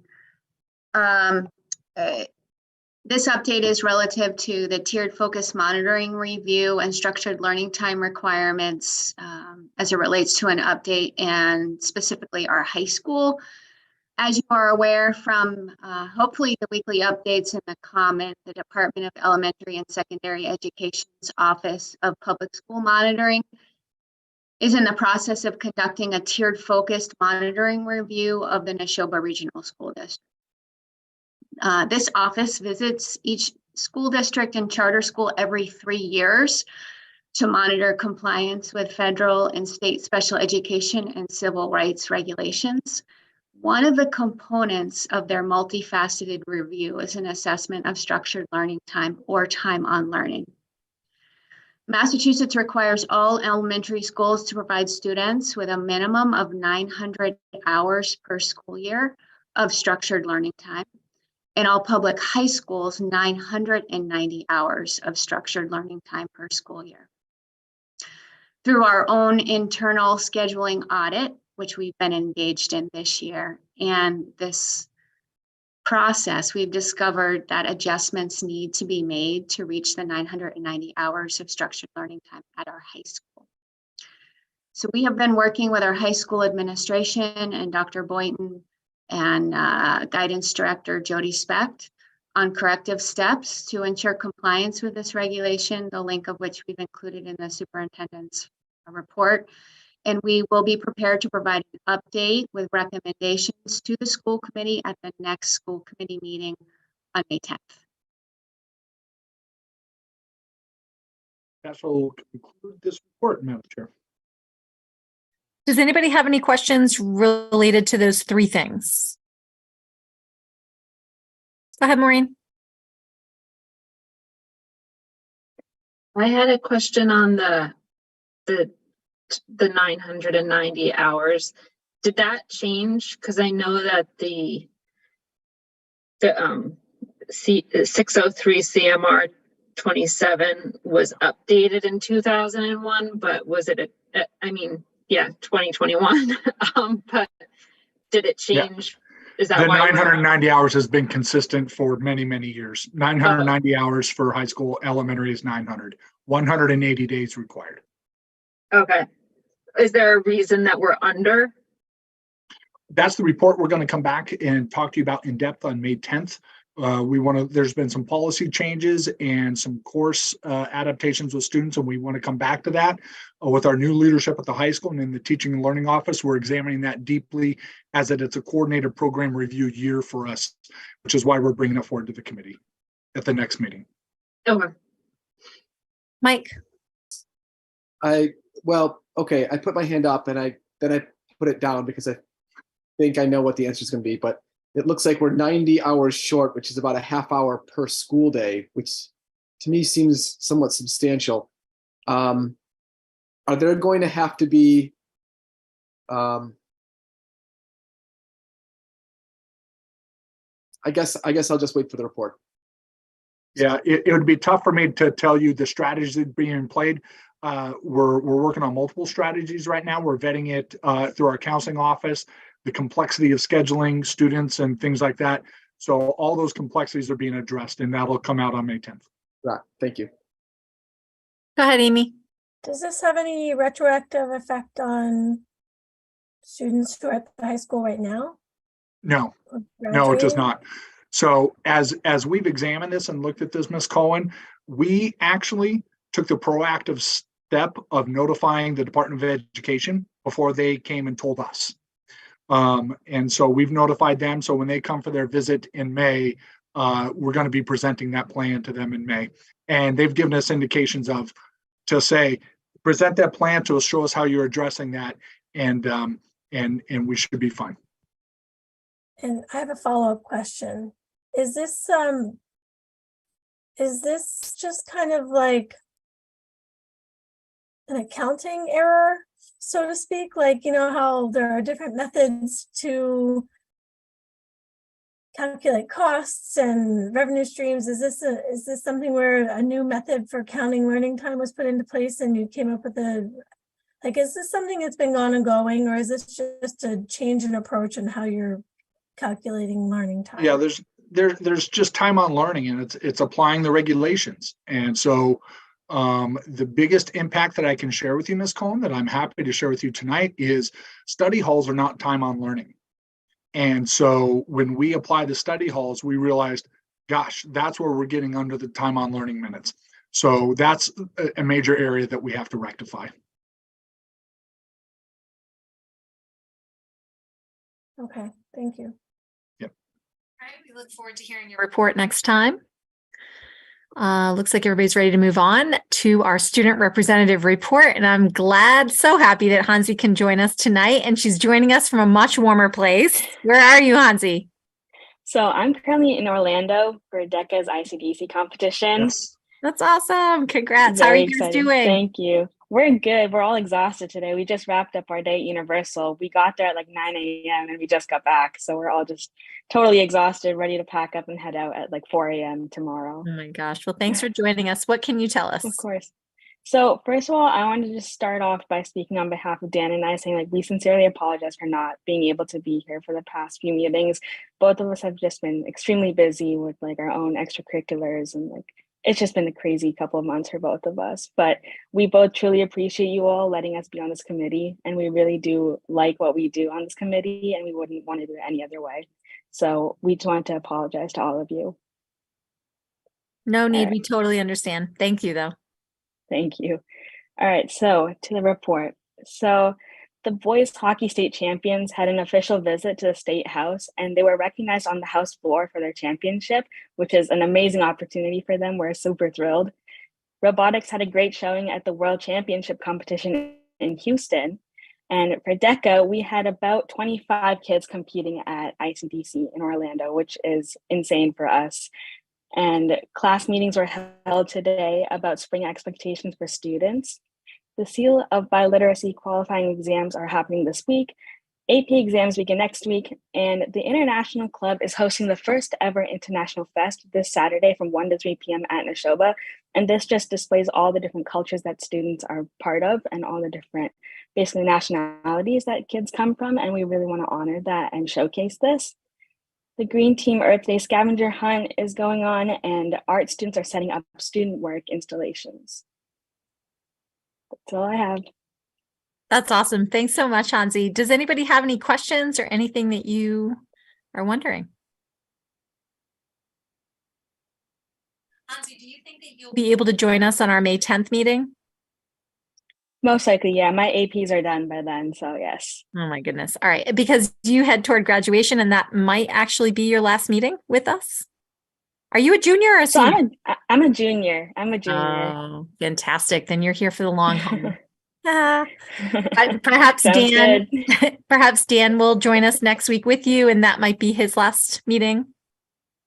All right. Yeah, well, I'll talk to him. I'll definitely figure that out. All right. If he can make it, that would be great. We'll give him, a big round of applause in the school committee meeting. All right. So that's great. Thanks for the update. We appreciate you being here, and travel safely. Of course. Thank you. So on to new business. And let's see. Mike is going to kick off for you all a summative evaluation professional development that the personnel subcommittee constructed. This is the last step in the cycle of getting us all ready for Kirk's very public evaluation, which he's excited for. So, Mike, do you want to share, or I don't know if you can? Alita is sharing. She's in charge. Okay. Alita is so on top of this. Totally. All right. Well, let me be the second person to welcome you all to the final step of the vaunted 5-step evaluation cycle. The PD that you're about to receive is going to be short and sweet. It's really targeted for those who are unfamiliar, are new committee members that are unfamiliar with this process, because it can seem a little bit overwhelming. And keep in mind that this was really the last opportunity for us to provide this PD before the May 10th meeting where Superintendent Downing is going to be presenting his self-assessment. So next slide, please. Okay, so again, you've seen a lot of these images before. You've seen this one before. The self-assessment really began last spring, sort of at the conclusion of this cycle. The goal setting happened in September. The implementation of the plan is a year-long process. For those of you who were at the meeting, we had a February, I forget which February meeting it was, where we provided a PD for the formative stage. And here we are almost in May in the summative evaluation, which again represents the end of this cycle. Next slide, please. Okay, so if we think of the two parties that are involved in the evaluation cycle, we can think of the superintendent and the school committee. Both have very specific roles in this last step. The superintendent provides the evidence that he has shared with us and accumulated throughout the school year, and will provide us with his own self-assessment, just as he did last year. And the school committee in turn will evaluate the progress that we collectively feel that he has made towards those goals and the standards, using some of the evidence that he's going to provide. And this will result in a composite evaluation. Again, for those of you who were here last year, you know what the composite evaluation is, but for those of you who were not, this is sort of the final product of this process, is to come up with, present, vote, and approve a composite evaluation, which will eventually be submitted to DESE. Next slide. Okay, so how will we develop this composite evaluation? Our hope is that all school committee members will complete an individual evaluation, and that's going to take some time. I think it's, less so for some people, more so for others, but you probably want to carve out at the very least an hour or so, if not more. Remember, this is one of the 3 charges that the school committee has, so this is really critical that everyone is involved in this. Can we forward this to, I think, 3 more clicks, Alita? Okay, so the things that we want to consider when we are developing our individual evaluation, which will eventually lead to the composite, is the self-assessment, which Superintendent Downing will deliver on May 10th. The evidence spreadsheet, which he's already shared with us, I believe, during the February meeting, and that will be updated, of course. And then we will be documenting this evaluation on the evaluation rubric, which is, I believe, part of the materials. Is that right? I believe it's part of the materials, and even if it's not, we have a link to it later on in this presentation. Can you click one more? Remember, one of the goals for the personnel subcommittee was to get full participation, something that we did not have last year and we're hoping to get this year. And the self-assessment, which is being delivered to us on May the 10th, means that your individual evaluations have to be completed by the 17th. That's just 1 week later. And then less than a week later, the preparation of the composite has to be completed. So there's a lot of stuff that will be happening in the month of May. Alita, can you click 3 more times? 1, 2, 3, good. So the composite evaluation is going to be kind of compiled by the personnel subcommittee, and then we will develop and prepare this by the 22nd, so that on the meeting of the 24th, again, we can present the composite, we can deliberate over the composite evaluation, we can vote and ultimately approve it. And then let's see here, the composite, yep, I think we went through that. Okay, great. Okay, so again, everything starts with an individual evaluation. The individual evaluation is the progress that the superintendent is or has made towards his goals. Does anyone remember how many goals the superintendent has positioned for himself? Pop quiz. Time's up. It is 6. So we will measure the progress towards those goals. We will be also evaluating performance ratings on the standards and focus indicators. There are 4 standards. Each standard the superintendent has chosen two focus indicators for a total of 8 focus indicators. And then, of course, we will be developing an overall performance rating. That's what each of you will be doing individually. All of us will be doing that. And so we'll end up having 11 different documents of the individual evaluations that will be headed towards the personnel subcommittee. The next slide, I'm not going to go over, but those are the 6 goals. And this is the slide that was shared with you in the formative evaluation back in February. There is 1 professional practice goal. There is 1 student learning goal, and there are 4 district improvement goals. And note that those goals were derived directly from the strategic plan, which again speaks to the value and the utility of that plan, as we've seen over and over again. Next slide. So again, I spoke about the 4 standards. There are the 4 standards, and this is another slide that was stolen from the formative assessment. Each of the circled indicators are the indicators that were chosen by the superintendent, approved by the personnel subcommittee. And again, each of you will individually evaluate progress made towards those standards and focus indicators. Leah, I'm going to hand this next slide off to you. Okay, everybody. So, Alita, is that a hyperlink? And if not, can you open up? It is.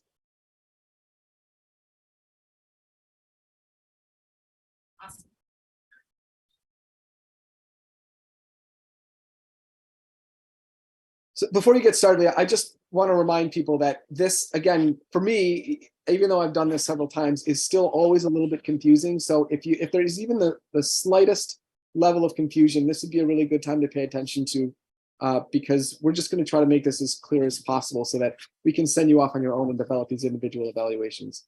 Yeah. So Alita, I'm actually going to ask you to unshare if you don't mind, and I'm going to pull up my version of it just so that I can scroll a little bit easier.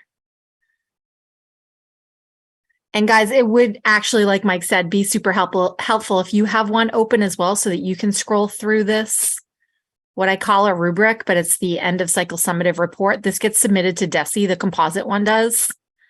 How do you open it? I'm having difficulty. Is it in the materials?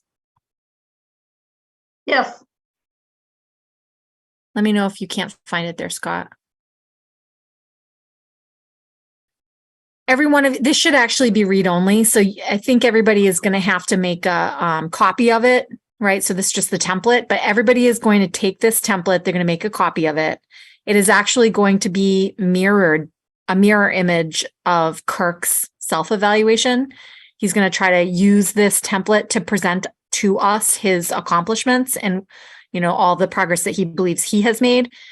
So as we scroll down, you'll see that I've kind of plugged in all of the things that you need to be assessing, and you need to basically grade him. So we have his goal 1, goal 2, and then we've broken out goals 3 through 6. So DESE requires that there's always a student learning goal, a professional practice goal, and a quote district improvement goal. And what Kirk decided to do was choose 4 of the sweeping goals of his strategic plan to make those his district improvement goals. And he's been telling us about this all year long. It's really great if you can put comments, because what Mike will do is he's going to look at all 10 individual reports, and he's going to kind of bring them all together and pull together the general consensus. As you keep scrolling down, you're going to see then we get into the standards, and you need to just basically highlight where you think Kirk lands on each one of these things. So you see that he has these 2 focus indicators. There are many, but they generally tell us to focus on 8. So we've chosen these 8, as you know. And as we scroll down, that was standard 1. You have to give him an overall rating for standard 1. And the regs say that in order for Kirk to receive an overall proficient rating, that he has to have a proficient rating in instructional leadership. Moving on, standard 2, and so on. And it just kind of repeats for the 4 standards. So you can kind of wrestle with this language as you are writing your individual report. but make sure I've tried to highlight all the important things that you need to pay attention to. That's standard 3, and then there's standard 4.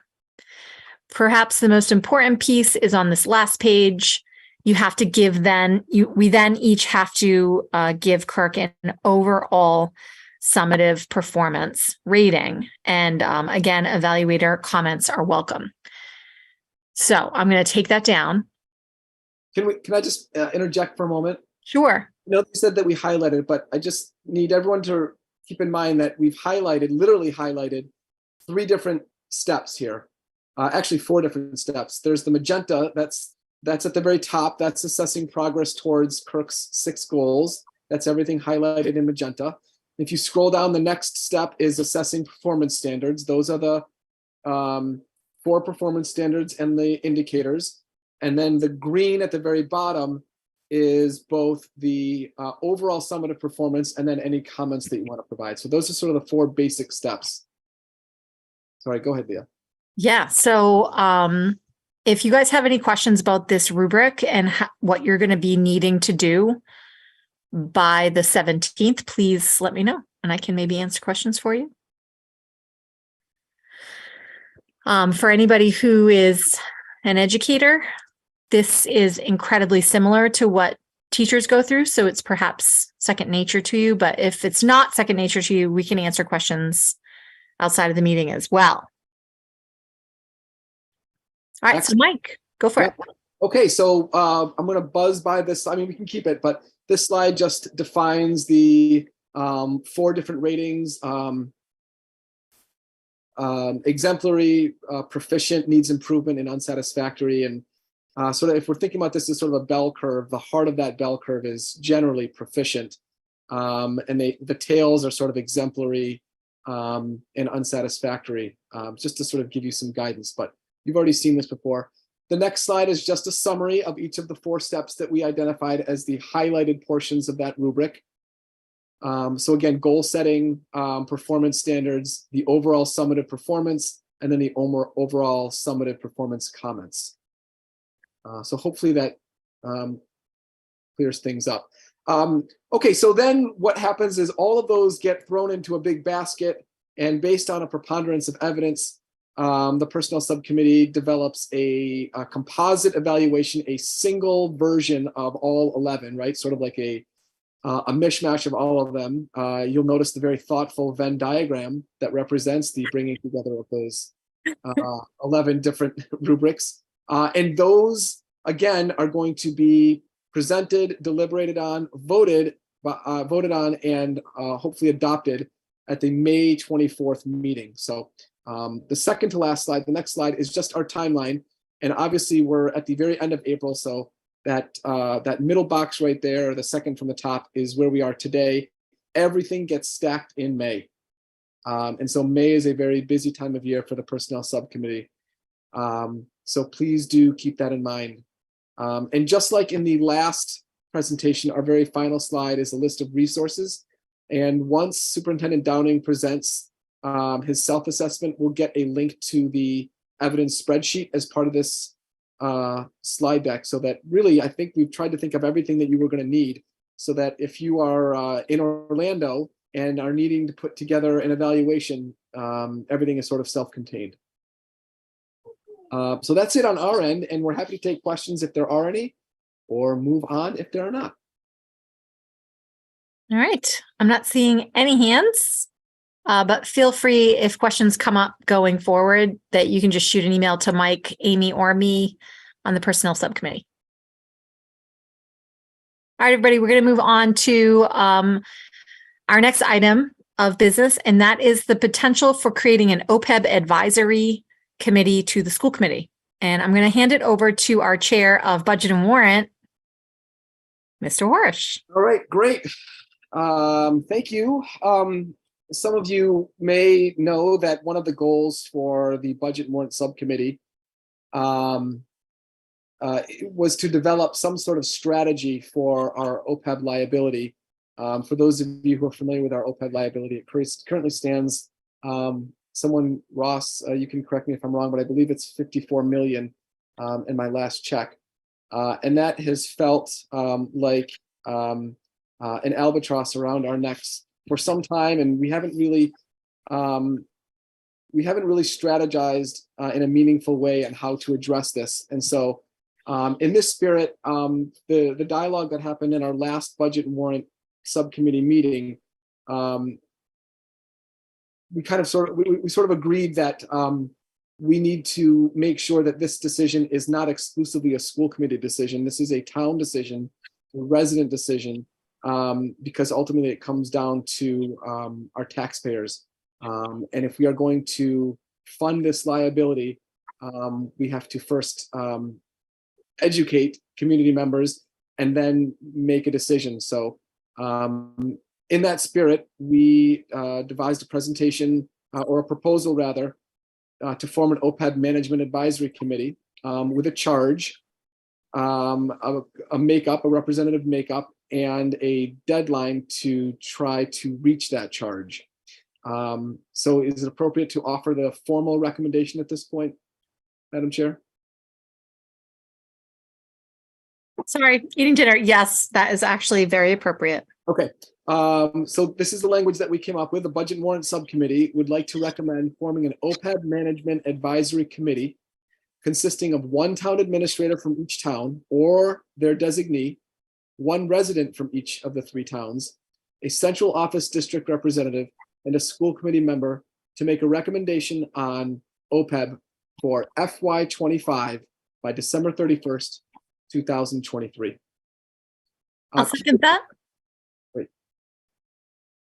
And do we have any discussion on the creation of such? Go ahead, Joe. Madam Chair, through you to Mr. Horesh, could you just go through the membership once again? I was writing them down and I... Sure, yep. Yeah, and we're trying to be very thoughtful about keeping the size of the committee commensurate with the size of the liability.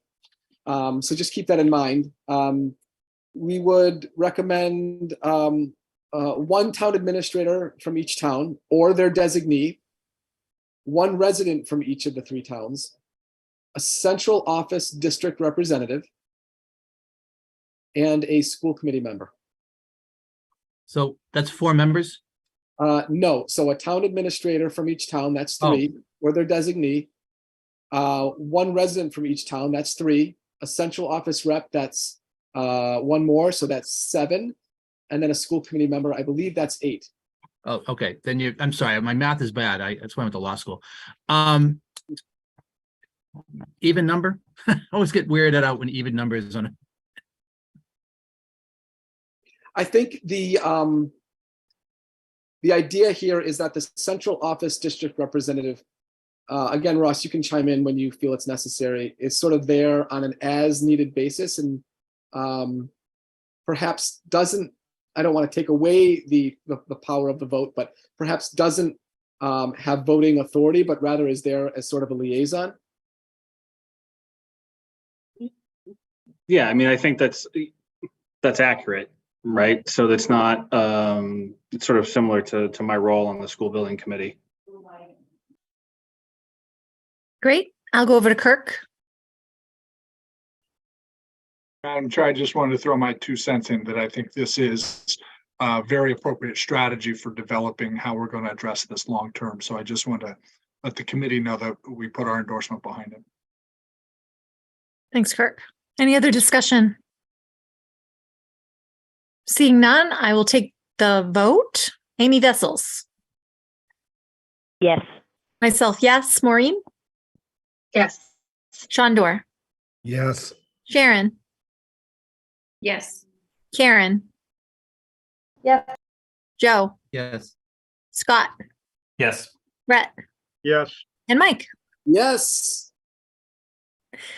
So Mike, where do you go from here? Are you going to start looking for volunteers? Yeah, I will. Maybe what I should do is get in touch with all 3 of the towns to send out kind of a notification that we're looking for volunteers. We'll get in touch with each of the town administrators, and then we'll poll the committee to see if anyone would like to volunteer for the school committee position. But yeah, I'll get the ball rolling. Great. And this is one of several advisories that our school committee has.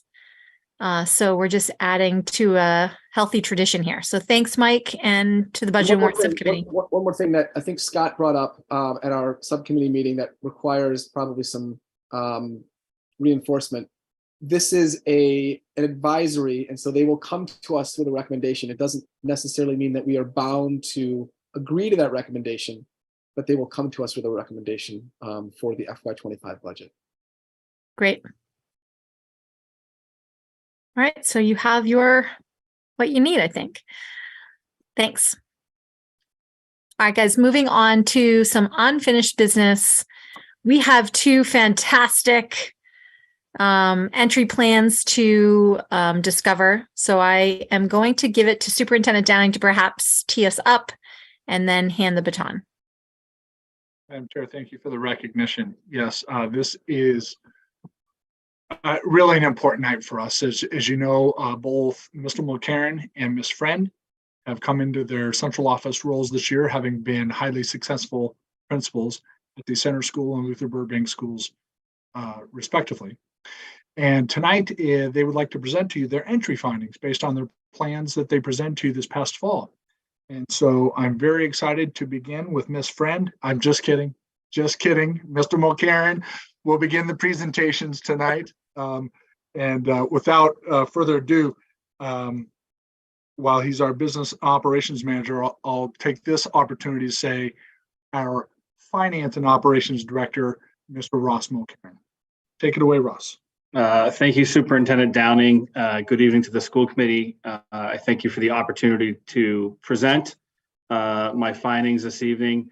It's strange to think of this as a finalization as the school year is not done. However, I do appreciate the opportunity to share where things are at with my entry plan, the findings thus far. So as I said in the opening of my entry plan findings document, I'm grateful for the opportunity that's been granted to me in this new role and the opportunity this evening. I'm going to use my script as best as I can, although I'm watching the time and I'll cover my key points. But in order to stay on time, I might need to do key points of my key points, as I know I have a very eager colleague in the office next door who's ready to share their entry plan as well. As a building principal, I interacted with hundreds of people a day, some big and some little, obviously, but it was a position rich with relationships. That has not changed in my new role as the lead of the business office. While the interactions are not as numerous, the importance of the relationships has not changed. Relationships are key and they drive the success of our office. It's a team effort, and the team extends beyond the walls of our office. I just want to make a quick note on the scope and context of my entry plan. Superintendent Downing began his time in the Nashoba Regional School District with an entry plan, and while my scope is less expansive, it was so helpful to observe his process and his findings as a guide. And as I've said before, it's been a pleasure and an honor to work alongside our new Assistant Superintendent, Laura Friend, who's also begun this process and engaged in entry findings and is an excellent thought partner. While my findings are complete, I know there's still much to learn and consider for next steps beyond what I'm sharing this evening. Alita, if you could back up just one more slide. Thank you so much. So the essential questions I used as a starting place for my inquiry were focused on strengths and opportunities for growth, understanding what the relationships were between the business office and other departments and how we can service the district's work together. Also, the understanding of the relationships between the business office and our member towns and understanding strengths and challenges there. And finally, what are the strengths of our business, of our budget process, and how do we enhance that process? So my first entry plan goal and intended outcome was focused on the nuts and bolts of the job. Obviously, common themes around fiscal practices and maintaining accurate financial practice was key, and we have strength here to work from. Our cost challenges that we've spoken about on numerous occasions during the budget process, and we've shared that information about those challenges, and we all, I think, recognize that that's necessarily not going to change in the near future. Alita, you can advance one slide because I'm on my first one. Thank you so much. Our revenue considerations, we heard about this tonight, certainly. How do we understand and project revenues to create stability? That is a common theme. And then building understanding and bench strength of what we do here in the business office. Superintendent Downing has a strong theme of bench strength in what he shares with us as leaders to ensure that, at any moment we need to make sure that people can step in and understand what we do and we don't operate in a vacuum. And then communication with regards to business and operation functions. There's common voices out there that are sharing they'd like to be more informed and understand our fiscal responsibility. And certainly among our leaders, they want to know as they support cultures of and communities of learning. So considerations for next steps in this area, the continued professional development and education, as I've said already a couple of times this evening, my work and my learning is not done. Continuing to do my best to engage in the wealth of PD that's out there and lean on my mentors for support, but also sharing that information with other leaders and within the business office, of course. Managing those cost challenges. We need to continue to explore and participate in collective bidding when it's available. With regards to the escalation that we're facing, we need to dig in with the leaders in the district to mitigate escalating cost challenges. And then we also need to understand what the borrowing for the potential new high school will be as it falls into this category, but I'll talk a little bit more about that later. So addressing some revenue considerations, this came up this evening. We need to understand and study the impact of the use of E&D as a revenue source and how different scenarios moving forward may impact the budget. We also need to create some long-term projections around Chapter 70 as the Student Opportunity Act is going to sunset as we're halfway through it. So addressing those communication needs, we always need to start with our why when we're making budgetary decisions so people understand that we're doing our very best to ensure that students get what they need in our district. And then we also want to work with our principals to build their fiscal management skills, and that goes back to the interdepartmental and the communication between the buildings and in this office to strengthen the budget process. More communication is better here. And then operationalizing. This is a big theme for me. We need an all-encompassing operations manual. We have a wealth of documents here, but we really want to streamline that and put it into one place for lots of different reasons. But obviously, as a district, we want to make sure that we know where we can reach out and find how we do things for ourselves and then for new folks, and to make sure that we're always in compliance with what we're doing. I'd also build into my routines just more building meetings with principals. Again, there's that want and that need for communication, so operationalizing that as well. And then lastly, around operations with regards to business and operations functions, we need a strong consideration and move to the DESE Chart of Accounts. This came up even during the regional agreement review when we were talking about capital planning. DESE pointed to the Chart of Accounts and what the definitions are there. We have a very efficient accounting system here, but moving to a Chart of Accounts will build a lot of efficiency for reporting and then also standardizing our practices with the state. It's a significant task, but definitely one worth undertaking. So my second entry plan goal and intended outcome is with regards to engaging with stakeholders and understanding the public understanding of the budget process. So the big themes here are communication and transparency along with that public understanding. And the communication and transparency are separate from public understanding in that there's a lot of positive feedback this year on the steps we're taking with information sharing around the budget through the workshop, through hearing, through our meetings, and certainly the upgrade to the budget book, but there's more work to be done here. And with regards to public understanding, what gets shared is obviously critical. We want to make sure that it's detailed enough that people can get what they need, but also that it's lean enough that our citizens who step forward and want to know more about our finance positions in the district can digest it and it's not too technical. So some considerations for next step, the budget building process. Again, we've made strides here, but we need to consider some things like updating our timeline and looking at putting in revenue sources and when we're going to know information. So if someone's looking at that timeline, they know where we're at and we're waiting on information too. Consider and implementing further improvements to the presentations and the budget book. And then for FY25, and this was brought forward tonight, and I thank you for your support for this initiative. but the inclusion of an OPEB liability strategy in our budget is going to be hugely important for a lot of different reasons. So I'm looking forward to partnering with that group and continuing to partner with Budget and Warrant Subcommittee. And then a transparency center. A lot of folks have heard, there's ClearGov that some towns and districts use. We don't need to necessarily buy a prepackaged product. However, we do need a place to hold our information. And it's not just holding reports, but it's explaining what they are and what people can find there, and continuing to update that as we receive new information and we share new information, but also that we're flexible on our end. So if we see a need for certain types of information being shared, we look at how we could potentially put that in a transparency center. And then lastly on that is a lot of my materials during the budget process are buried within school committee meeting minutes and materials. And we want to make sure that those are put forward someplace else. So again, there's that one-stop shopping for budget information within the district and a transparency center. So the third entry plan goal and intended outcome was leveraging the relationships to learn and explore ways to maintain and improve the functions within the district. So the big themes here are budget building. Our principals and directors want shared responsibility. They want to dig in. They want to be very involved and learn how they can impact learning through the budget. The actual budget implementation. So once the budget's complete and they're within that fiscal year, they want to know, how do I deal with cost escalation? What can I do about making sure that I can carry this initiative out?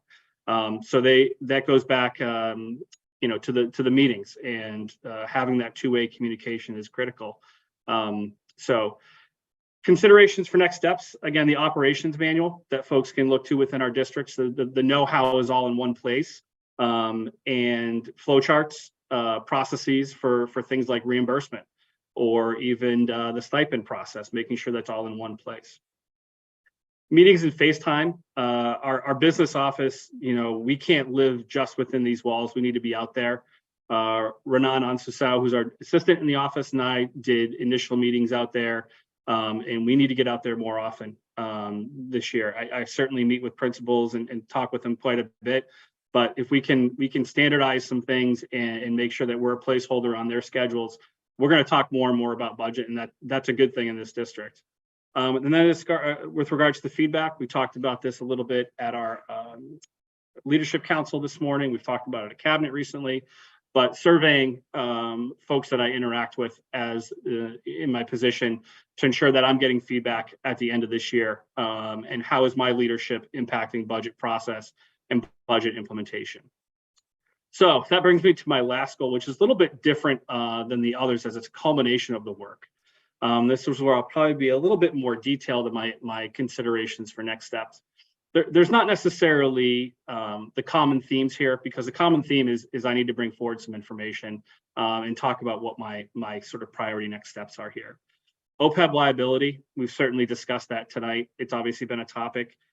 So in conjunction with the Budget and Warrant Subcommittee, develop a long-term plan to address that liability through a commitment to funding beyond our current levels, and with a long-term strategy. So throughout this process, communication with the public is going to be key, along with that long-term transparency.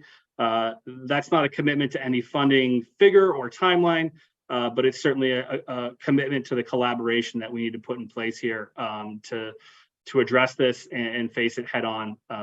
So we know where we're at with the district and its OPEB liability, and the public understands that as well. Our excess and deficiency fund, this is signaled a little bit in the budget book, as there's a graph in there that shows our use of E&D as a revenue source relative to what was certified. Over the last 3 budget cycles, the voted budgets appropriated an average of 81% of the available E&D as a revenue source.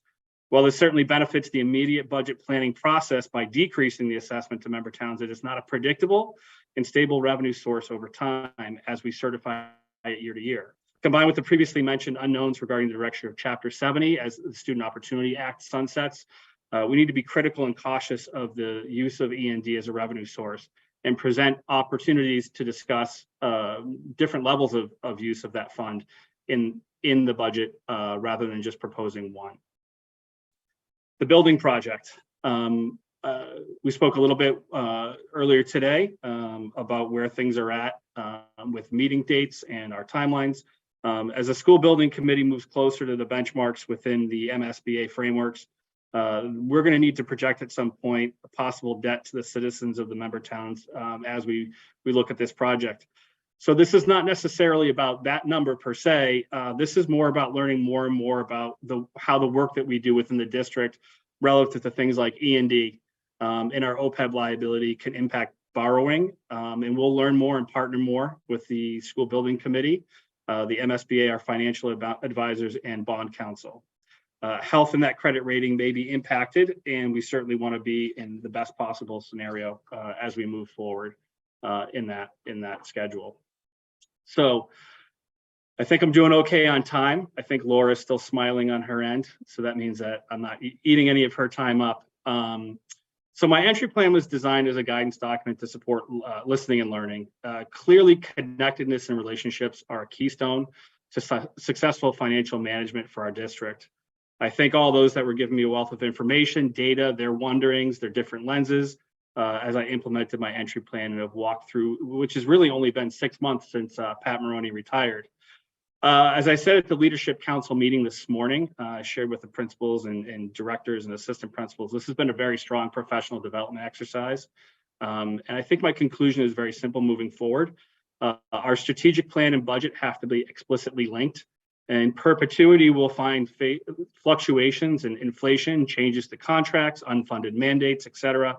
If we consistently lead the work with the work that's embedded in our strategic plan, that will help guide our decisions as we deliver on the goals for our amazing students through the budget. So again, I thank you for the opportunity to share a summary of my findings that I know have been brief, but being mindful of time and our schedule, I really do appreciate the opportunity to share that with you. Thank you. Thanks, Ross. That's fantastic. And I really do appreciate all of your hard work all year long. Do we have any questions or comments for Ross and his entry plan? Maureen. Hi, Ross, I just wanted to mention that as part of my role in the PTO in Stow, the PTOs have been meeting to kind of align on what we do. And I think it actually will play in nicely with you building out that relationship with the principals and directors and possibly getting more like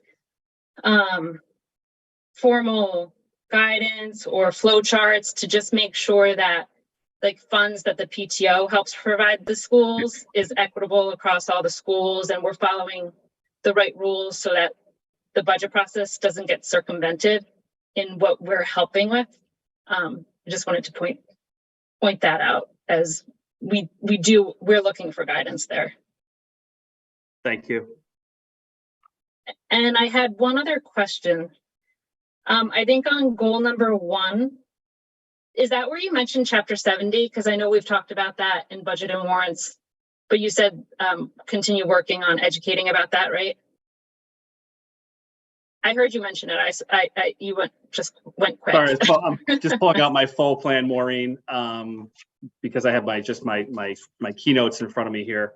Yeah, so for chapter 70, we're halfway through the Student Opportunity Act, which increased our chapter 70 at a pretty healthy level. However, and this is brought up in the joint FinCom advisory meeting on February 28th with the 3 towns participating, is sort of like thinking about projecting out what's going to happen with chapter 70 state funding when that sunsets. What happens? We can't guarantee a certain percentage every year, so we have to be thoughtful and sort of project out what the impact may be there. So it's certainly something that we're going to need to consider next year, but also put it into practice, I think, moving forward. Okay, great. Thank you. Anyone else have any questions, comments? All right, I'll throw it back to Kirk and just say one more time, thank you very, very much, Ross. It's been a fantastic experience to watch you work, and we're really grateful to you. And likewise, I'm very grateful for the opportunity, so thank you. I don't think anything exemplifies the standard of excellence that Mr. Mulcairn is raising in the business office more than the budget book this year. He and his team did an outstanding job in putting the budget together. We couldn't be more grateful. And we know that it is 1.0 and multiple iterations coming out in future years. So we're starting at a high place. Thank you, Mr. Mulcairn, on a job well done. I do want to pivot at this point to Assistant Superintendent Laura Friend, who is going to present her entry findings in the Department of Teaching and Learning. Assistant Superintendent Friend, the floor is yours. Thank you, Superintendent Downing, and thank you, Mr. Mulcairn, for jumping in front of me. I'd just like to begin with just a few words and expressing some authenticity here from my lens, having been privileged to be a part of the Nashoba community for a long time. And I think that gives me a unique perspective. My commitment to Nashoba runs deep. I say this all of the time because it's true. Because of this commitment, I feel an incredible amount of responsibility to our community, to our students, to our future students, to our families, and to our faculty, and to our staff, and to my colleagues. So I present my entry plan with honesty and with integrity, with authenticity to shine a light on all that we do well at Nashoba, of which there is a lot we do well. And also with authenticity to shine a light on areas in which we can grow, where we need and could do better, and also with urgency, because while we may be able to wait as adults, our students cannot. And when I reflect on my time here as an educator at Nashoba, I've been privileged to have been guided by leaders, administrators, colleagues, mentors who've encouraged me to be better and do better and be the best version of myself as an educator so that I can do the best for my students, our students, because that is what's best for students. And I know this envelope of continual improvement in which I find myself and have found myself in my different roles has been what has made me stay at Nashoba. So why do I share this as part of my introduction? Because while I share my findings with the greatest amount of respect to you, our school committee, and to our superintendent, I also share these findings because I'm speaking to our faculty and our staff and to my colleagues. So what I've articulated for next steps are not just words on a page. They are intended to produce and to continue to support a structure with an underscore of urgency for our actions and outcomes. They are intended to lead us forward to continue to actualize on all that we're doing well, to continue to actualize the vision for learning we so solidly stand on and believe in our mission. And so to that end, Mr. Mulcairn and I have both shared our entry plan findings with our building leaders and our district leadership team. And we can assure you that we will continue to steward and ensure our fullest support in actualizing the words on the page. I would like to extend a thank you to Superintendent Downing for his relentless, supportive, and forward-thinking leadership, to Mr. Mulcairn for his partnership, to the Department of Teaching and Learning, Laura Padgington, Courtney Philbin, Karen Boyer, and all of our talented faculty, staff, and building leaders. This is our work, and that is our work with a capital O. So if you could move on to the next slide, Alita. So as you're aware, my entry plan findings have been included in the school committee packet, as have Mr. Mulcairn's. And there's a lot there.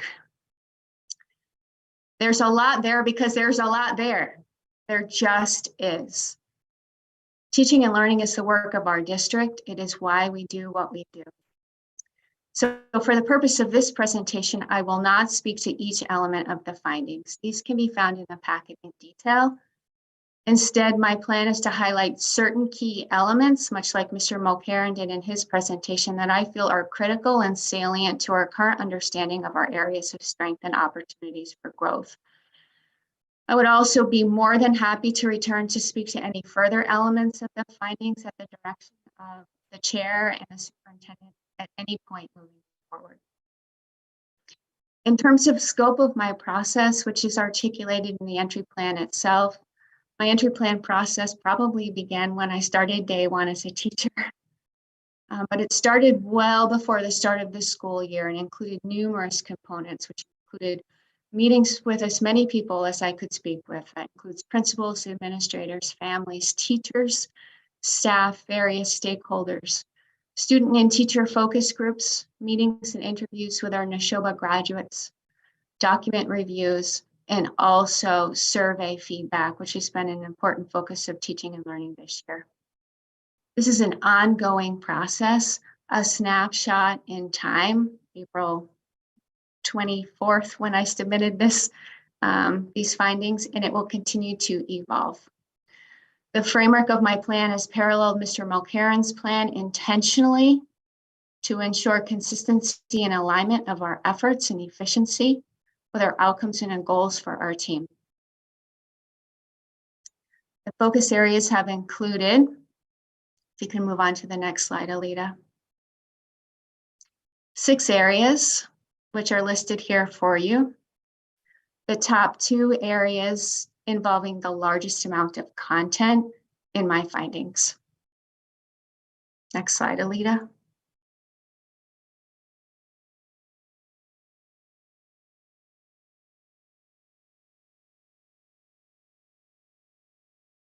So this was a big one, overall educational programming.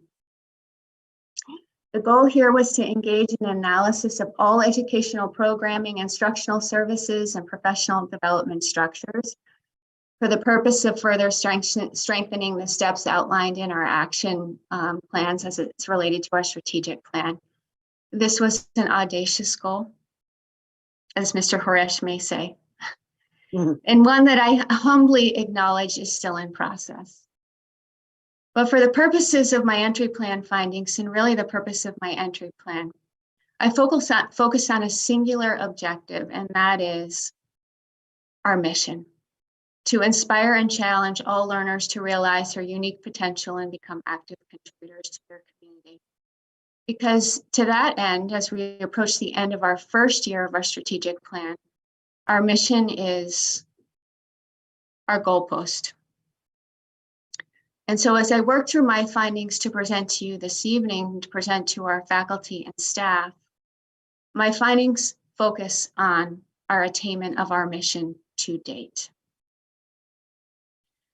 Especially when speaking with our students, our graduates, and reviewing data from all of the documents of which we have available. 2 common themes were elevated, and that is instruction and student engagement. Our mission outlines aspirations of inspiring and challenging all learners to reach their unique potential. It's beautiful. Nashoba educators at all levels, we know, are tireless, working to create rigorous learning opportunities for students each day. We also know that rigor can take different forms, and that the classrooms of today need to look different than the classrooms when many of us, myself included, were in school, because the world in which our students will enter will need to requires different skills. When they leave us, the world looks different, certainly looks different from the world in which I stepped into. In many areas, innovative practices and learning experiences for our students that create opportunities for engagement and student agency and voice, feeling inspired and relevance to the real world at Nashoba, they exist in our classrooms. Our teachers work hard each and every day. And with that, student focus groups at all levels, elementary through high school, all reported similarly when asked about their engagement and feeling inspired by learning in their classes, illuminating some inconsistencies across subject areas and grade levels, even with our younger learners. We know that variability is to be expected. We also know that we're coming out of a few years of difficult, challenging times with teaching and learning and instruction with the pandemic. We also recognize the role that direct instruction has in core foundational competencies. It's critical.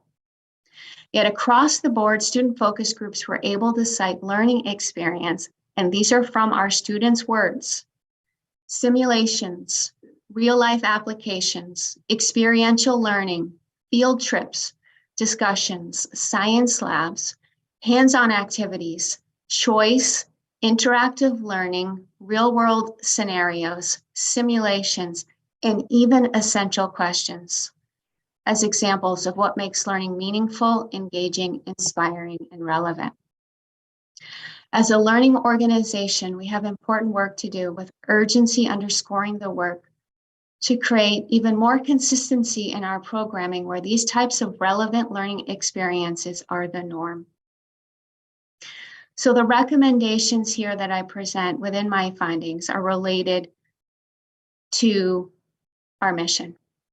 I'd like to highlight two of them for the purposes of this evening, and that is related to professional development and continued curriculum work to support our district mission.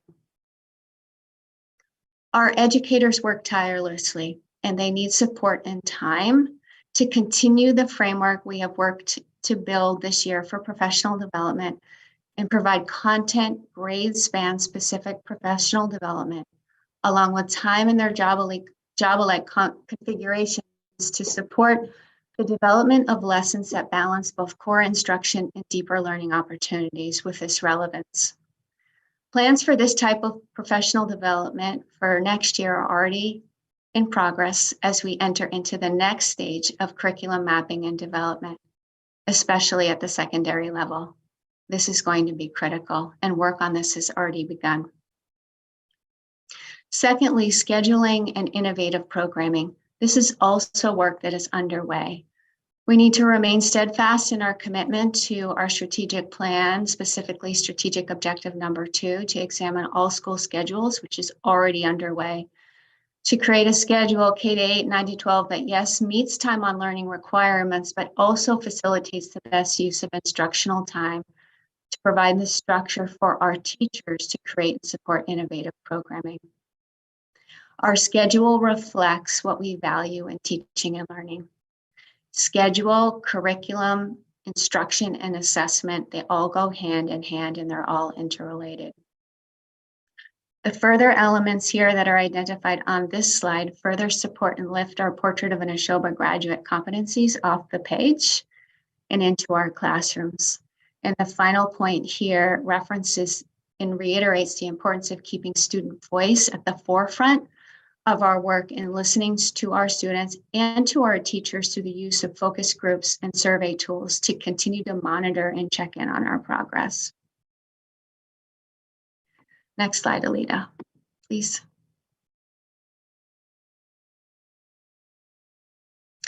The second focus area here of my entry plan findings is related to curriculum and assessment. Instruction and deeper learning and relevance and true student voice and agency that I just spoke about cannot exist without curriculum. In my mind, if instruction is the how, then curriculum is the what. And assessment gives us important information about the impact of the two, curriculum and instruction, on student learning. Curriculum and assessment, as you're aware, were primary focus areas for teaching and learning this year, with multiple intended outcomes as outlined in the strategic plan established at onset, even before my entry plan was even originated and generated. Curriculum adoption processes have taken place successfully in the past at Nashoba. The most recent adoption of Bridges in Mathematics K-5 is a strong and recent example and reflects a systematic and articulated process for curriculum implementation. Yet this year at year onset, a systematic and articulated process K-12 for curriculum review within a cohesive timeline had been identified as a need to support the work of our district moving forward. And a great amount of curriculum work has been completed with the hard work of our teaching and learning team and with our faculty and staff. Curriculum work to date that has been completed this year has included the updating and development of our curriculum review cycle, which the Department of Teaching and Learning presented in December. Further outcomes of the curriculum work have included a K-12 curriculum audit, the creation of a district vision for learning, the updating and development of related curriculum mapping tools, which include the relevance that we just spoke about, and the development of front-facing curriculum guides, which we will be pleased to publish on a newly created teaching and learning website shortly.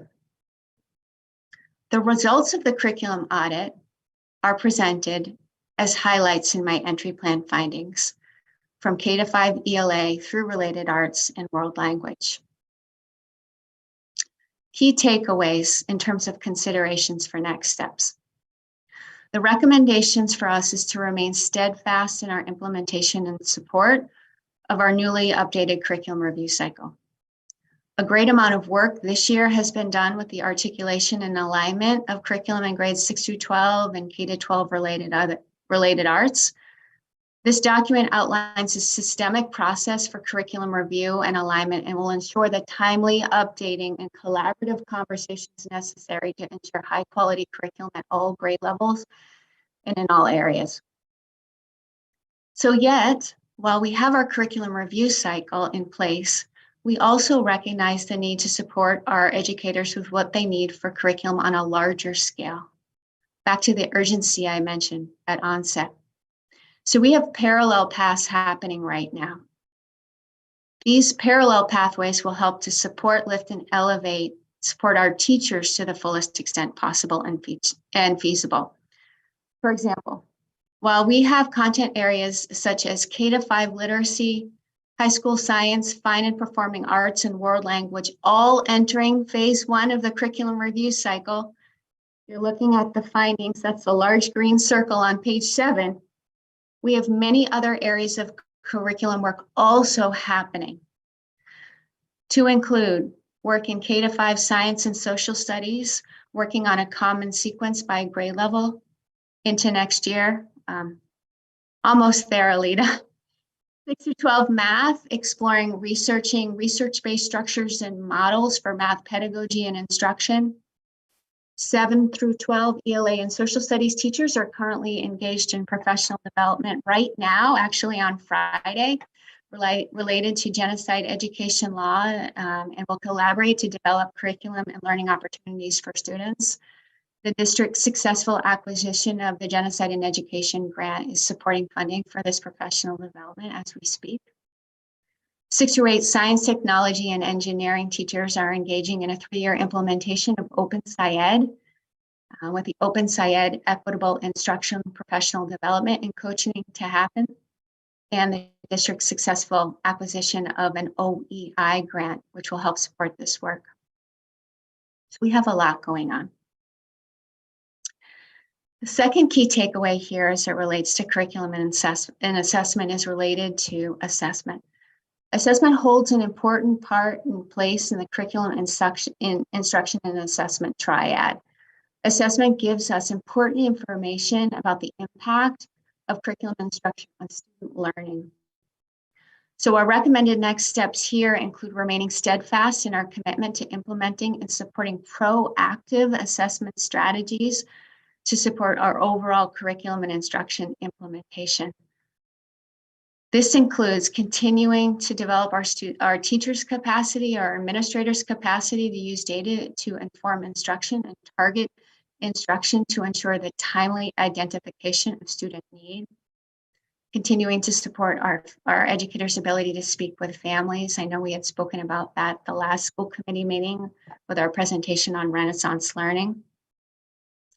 Continuing to support our implementation of our universal screening for reading and mathematics, including the implementation next year of our multi-tiered system of support, the development of professional learning communities to focus on data with the support of our instructional coaches for math and literacy, using a student-centered coaching model. All work to come. Next slide, Alita. Thank you. The next focus area here is related to instructional technology, and the goal here, as it was intended, was related to analyzing our current use and efficacy of instructional technology tools for budgeting and planning purposes. The common themes that emanated here were related to access and use.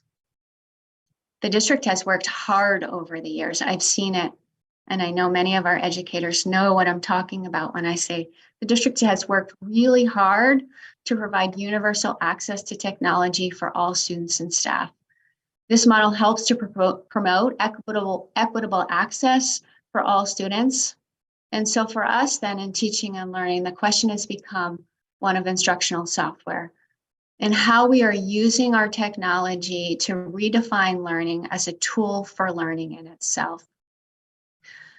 So as a means of accessing and assessing the usage and relevance of our instructional software, the district uses Learn Platform. And Learn Platform is a landing page that our teachers, our administrators have access to, which provides an inventory of supported instructional software available, including efficiency ratings, efficacy ratings, approval status, privacy status, which is critically important as we think about student data privacy, and content and grade level appropriateness. Teachers share that they are becoming more familiar with Learn Platform, and the Department of Teaching and Learning has seen teachers turn to Learn Platform to ensure that tools have been vetted and approved for student data privacy. This is fantastic. The Department of Teaching and Learning has used the analytics from Learn Platform in conjunction with teacher feedback surveys this year to make decisions about the purchasing of instructional software for FY24 based on usage and direct correlation to curriculum. As a result of this analysis, the FY24 instructional software request reflected 10% decrease from FY23, with the requests reflecting high usage, high utility, and high correlation to our curriculum alignment. Also includes the addition of Star Phonics as a supplement to Renaissance Learning. In terms of key takeaways here, the recommendation here reinforces the need for our newly added Director of Digital Learning and Innovation position. This position will provide needed direction and support as we work to grow and achieve our educational vision for our students, to support our teachers and our students with the selection and implementation of highly effective, innovative, and engaging instructional technology and innovative practices. I'm pleased to share that the newly updated curriculum review cycle now includes a place for the review and assessment of instructional technology as part of our process and our adoption process. This connection is critical because it will help to ensure not only that the appropriate instructional software is selected to align with and help elevate and lift our content and our curriculum, but also to ensure that appropriate professional development is provided to our teachers to ensure necessary training for faculty and staff so they know how to use the instructional software to help lift and elevate the curriculum. The Department of Teaching and Learning, in conjunction with Cindy Larson, our digital learning advising, have developed a draft, which I've included in the findings for you here for consideration of our team, to help support the reviewing and selecting of educational and technology tools at Nashoba, which we will move forward with recommending to pilot. Finally, we recommend the continued use of Learn Platform to ensure efficacy, correlation, and to ensure that the data and instructional technology tools that we're using respects and ensures the privacy of our student data.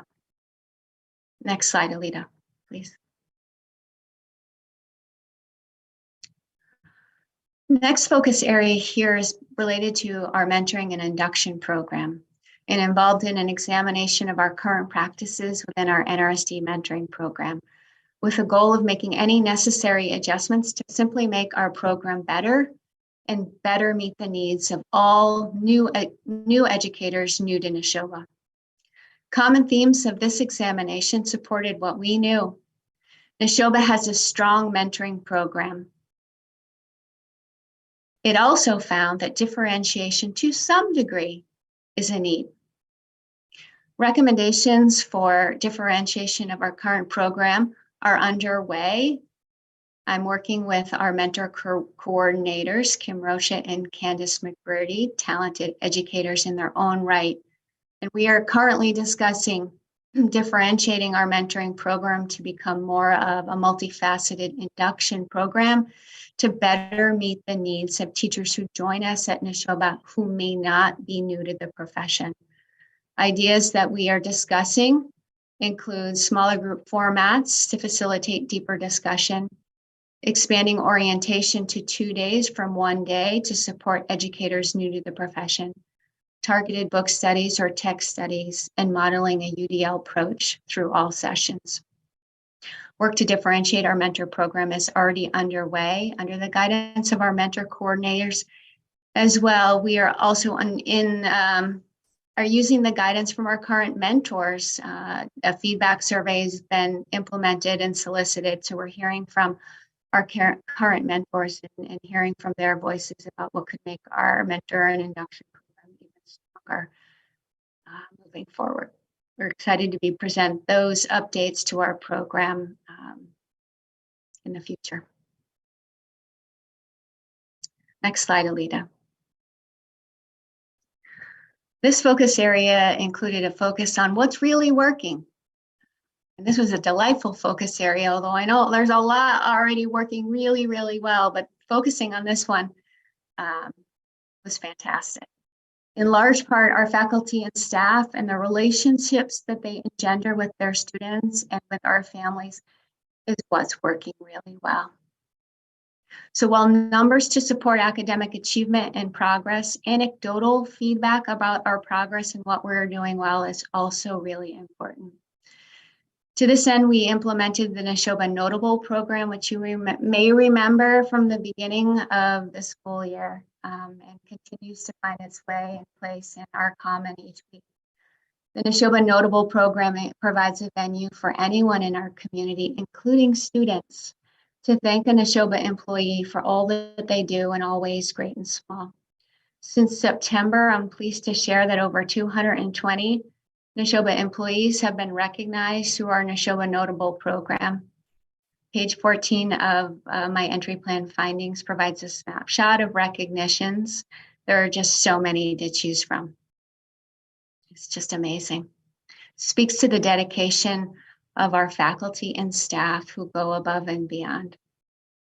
And so when I think about scale, and I think about that, scaling out our practice in my role as Assistant Superintendent of Teaching and Learning, I can tell you that an example of these Nashoba notables having a scale and an impact, they make a difference. When I'm in classrooms, when I'm in hallways, when I am visiting schools, and I know this is the case for our superintendent and for Mr. Mulcairn, we see Nashoba notables on the walls, on teacher desks. We see them behind on virtual meetings. They make a difference. So when we talk about scaling practice and all the good, this is one way of doing it. Acknowledging it in small moments matters. And then finally, summary and conclusions. In totality, the recommendations that I have included in my entry plan findings are provided with priorities at the forefront, and they're all in alignment with the strategic objectives and initiatives outlined in our strategic plan. I would also note that our commitment in teaching and learning to seek out and secure competitive grants to help provide further fiscal resources that help support of our strategic work and further provide the support, time, and resources for our teachers is a priority. For example, this year, the Department of Teaching and Learning has been involved in securing and the implementation of 4 competitive grants to include the High Quality Instructional Materials Grant, MyCap Grant, the Genocide and Education Grant, and most recently that OEI grant to help support our middle school science and Open SciEd. We're also currently awaiting to hear on a Massachusetts Skills Capital Grant, which is intended to support resources for our Innovation Pathways program and our Applied Arts at our high school.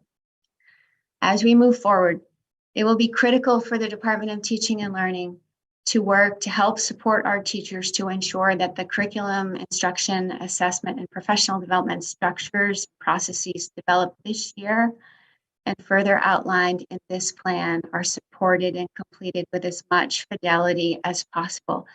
They need to be stewarded and shaped and supported.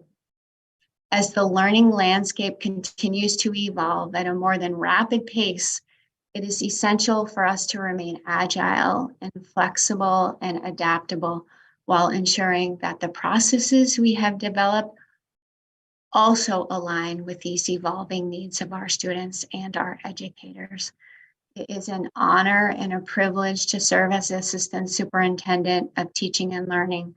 I do so with the greatest amount of commitment to our Nashoba community, and I am privileged and honored to move forward with the work in the year ahead.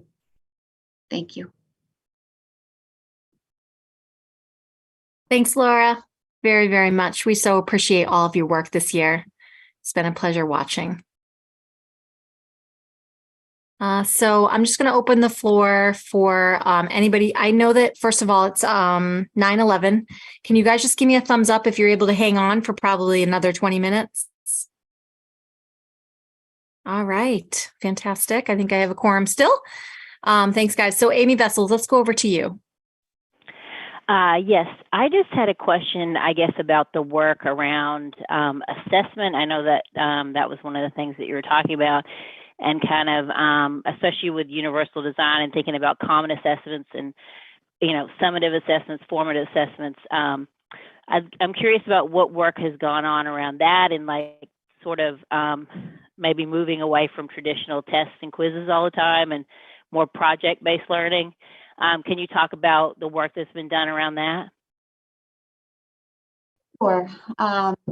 So the work, you're spot on, and it relates to what I had mentioned at onset about our educational programming and our student engagement and voice and relevance. All of that is directly tied to how we assess. What we assess, we teach. So this year, our work and focusing has been on stage 1 of curriculum mapping, which is really work to ensure alignment and integrity of the structure and the outline and the framework for our learning, the big picture, enduring understandings, essential questions, and the learning that is intended. Work to include conversations around formative assessment, common assessment, and differentiated kind of assessments is happening this year and will be a primary focus of our work next year as we step into the second phase of our curriculum mapping with taking a look at deeper learning and deeper assessment. So work this year has been involved in ensuring we're all on the same page with a tightly aligned curriculum. Our next step in the process will be to engage in that next part, which is truly digging into deeper learning and deeper assessment.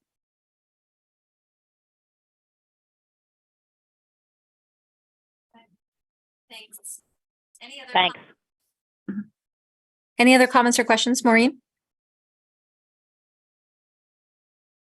Thank you, Laura. That was a fantastic update. I appreciate all of the information that you've shared.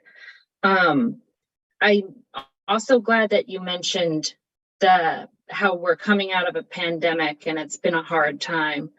I feel like we're sometimes silent on that, and it was a major thing that we just went through, and the teachers and the students are all adjusting in every single grade level, and parents.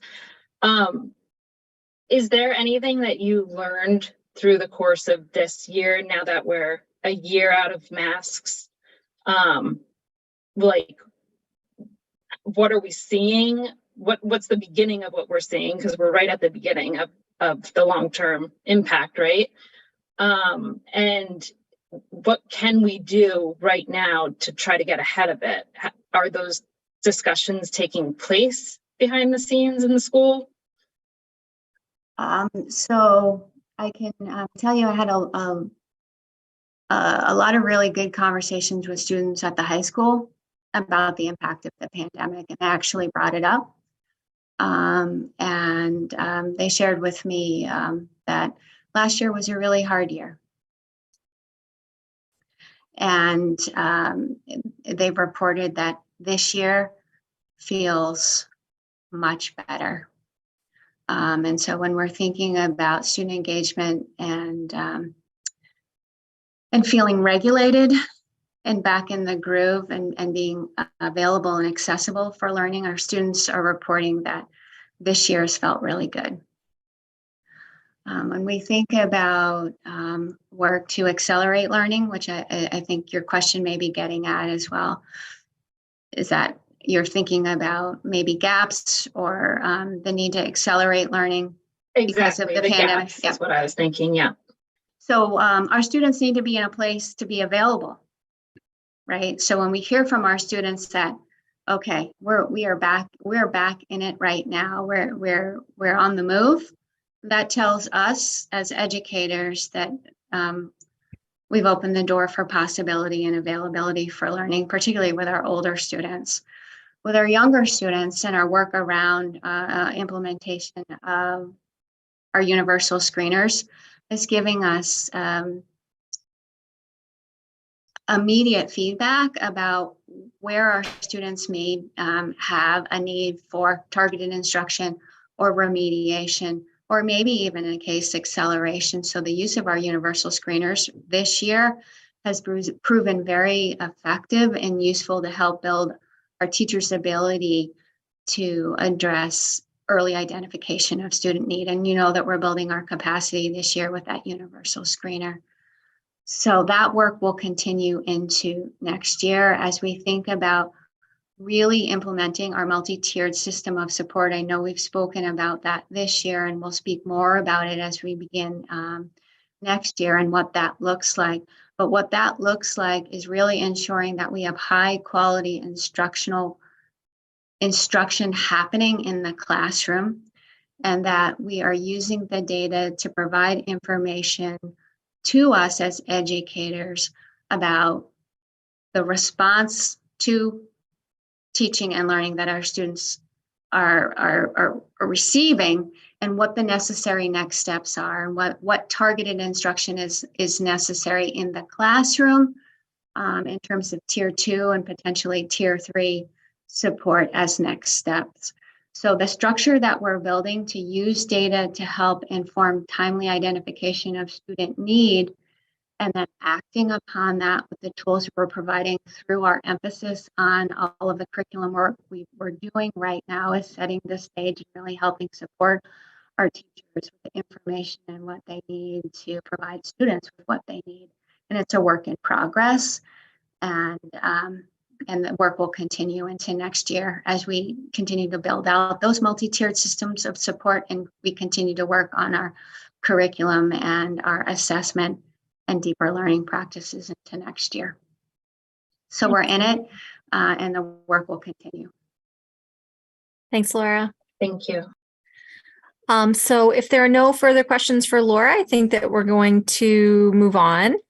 And just again, thank you both, Ross and Laura, for those great presentations. I think your experience as building principals shows me how powerful you can be at the central office, because you really just have so much experience and knowledge in that regard, like at the grassroots level. So thanks again.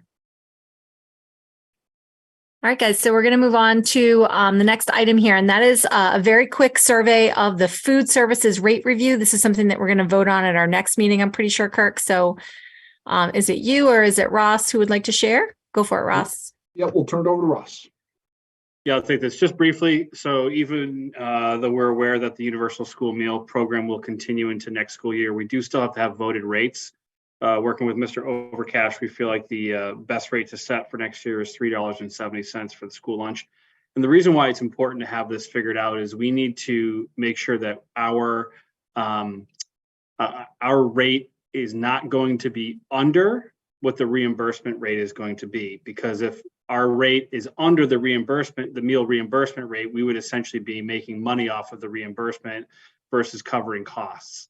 So this is just the rate that we feel like we're going to set to to best be able to do so. If something changes, we'll certainly bring it to the immediate attention, but we're looking for a vote next school committee meeting to set their rate for school lunch for $3.70. Great, thanks, Ross. Any preliminary questions here? I mean, obviously, we're going to deliberate next time. Shandor. So would that also be the, I forget what you call it, the secondary lunch fee that parents are charged? We don't have to set the rates on those because we wouldn't get reimbursement for them.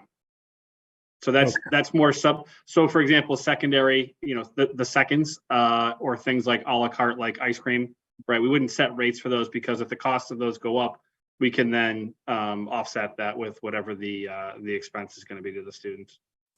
Thank you. Scott.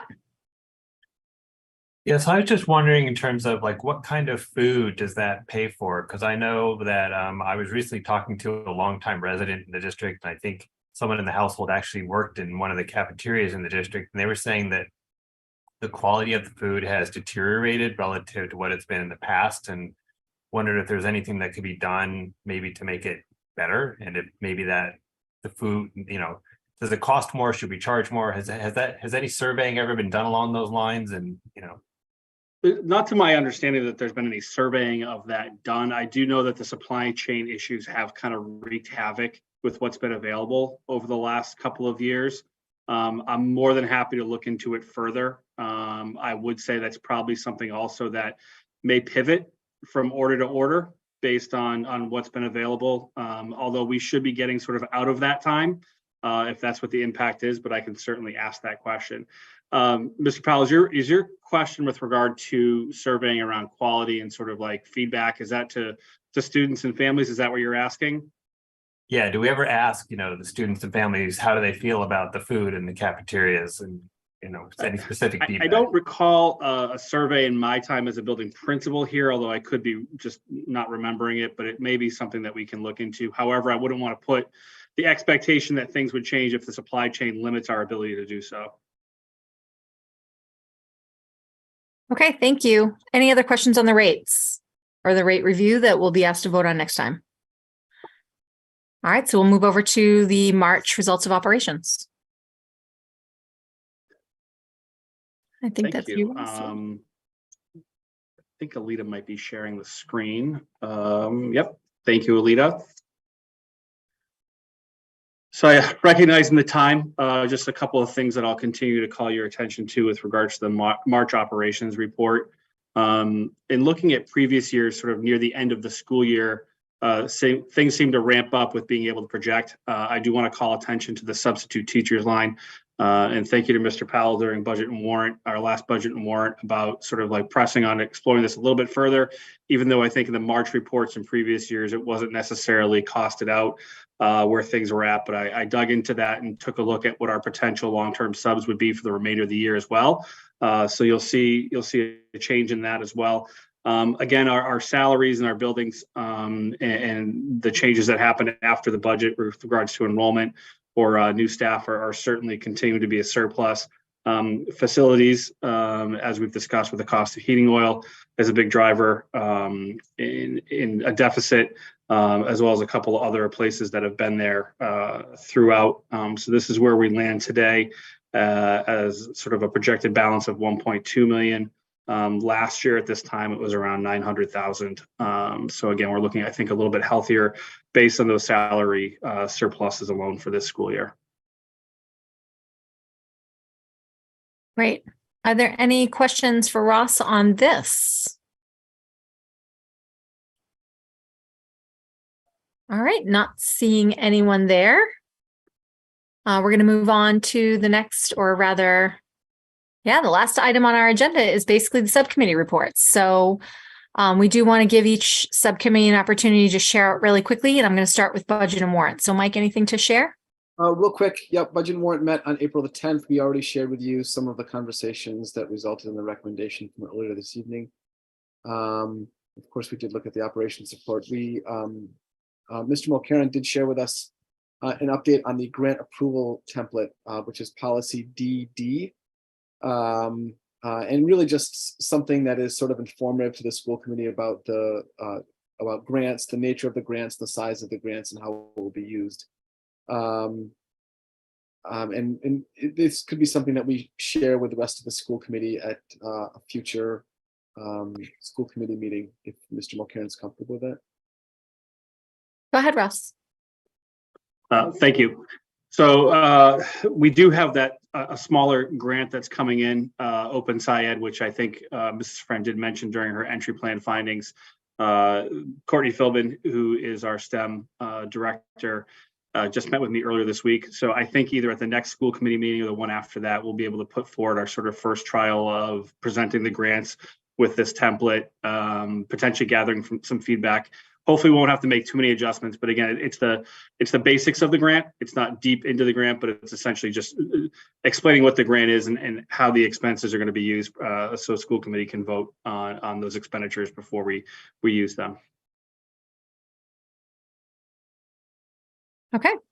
All right. Thanks, Mike. Over to communication and Sharon. Communication continues to meet with policy, working on the handbook, manual, whatever it's called.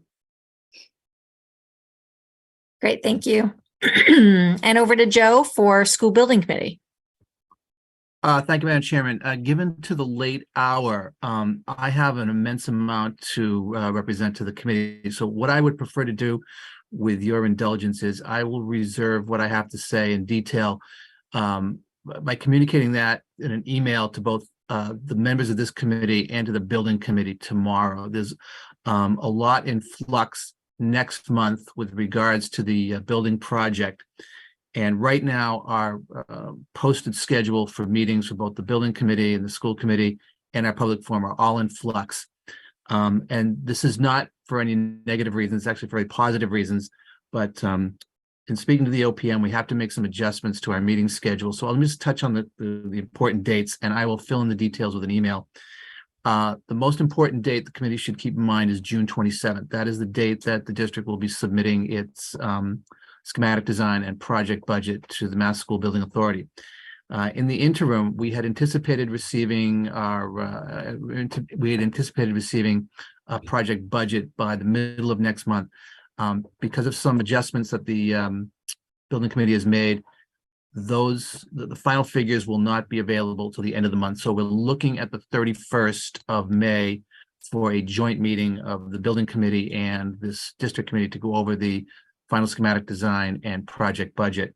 In the meantime, our meeting schedule for the 17th of the building committee, the posting has it for estimate reviews and alternatives. What we're going to be doing at that meeting is we're going to be discussing the hiring of a construction manager and the selection of a subcommittee to recommend a construction manager, as well as the creation of a bond advisory subcommittee. So I'll fill in all of the details and all of the other information as to why the schedule is being adjusted and email to all members of this committee and the building committee tomorrow. Thank you, Madam Chairman. Thanks, Joe. Do you think that it makes sense to have that email put into the meeting materials? For this meeting? Yeah. Yeah, I can do that. I'll have that out there. I think that would be great, just in case anybody wants to know any of the mundane details. That would be great. Thanks. Thanks, Alita, too, in advance for that. Personnel, over to Mike.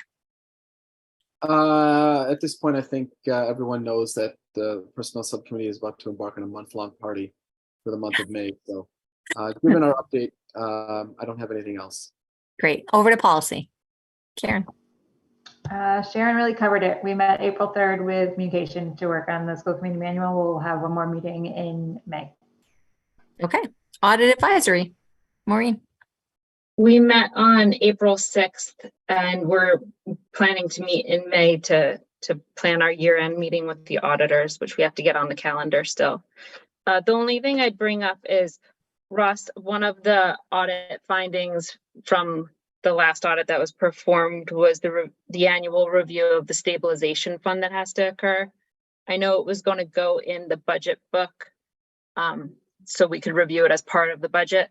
I didn't see it in there, but maybe I should just follow up with you.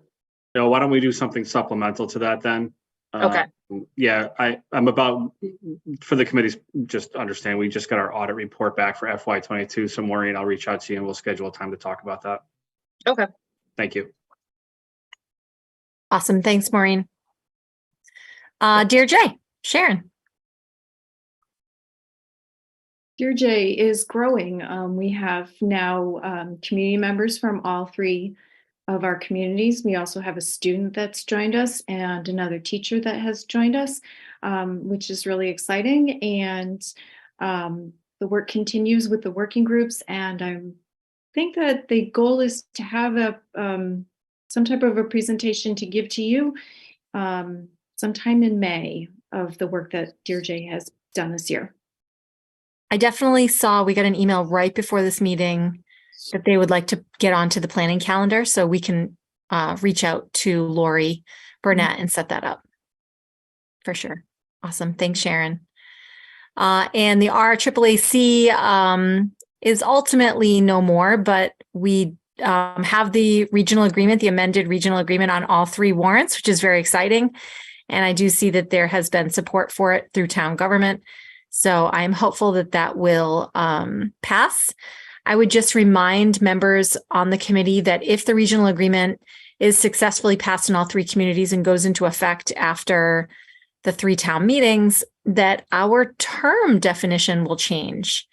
And I think, you know, this does apply to a couple of us who are rolling off the committee, that your tenure will continue up into the moment we convene the organizational meeting in June. So just know that that expectation might be there. Items for next agenda, as always, we have our planning calendar for all of us to look at. Do you guys want me to share it really quick? I know it's so late, but it's here. So our upcoming meetings are here. We are going to be meeting May 10th, May 24th, and we'll also have that additional meeting on the 31st. Just keep that in mind. If you guys want to add anything to this, I can't actually see you all, just yell out. Or any questions.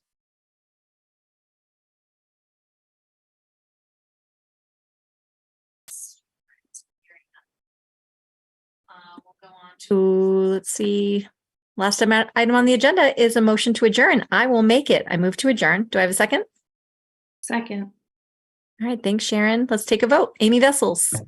Yes. Myself. Yes. Maureen. Yes. Sharon. Yes. Scott. Yes. Joe. Yes. Karen. Yes. Shandor. Yes. Brett. Yes. And Mike. Yes.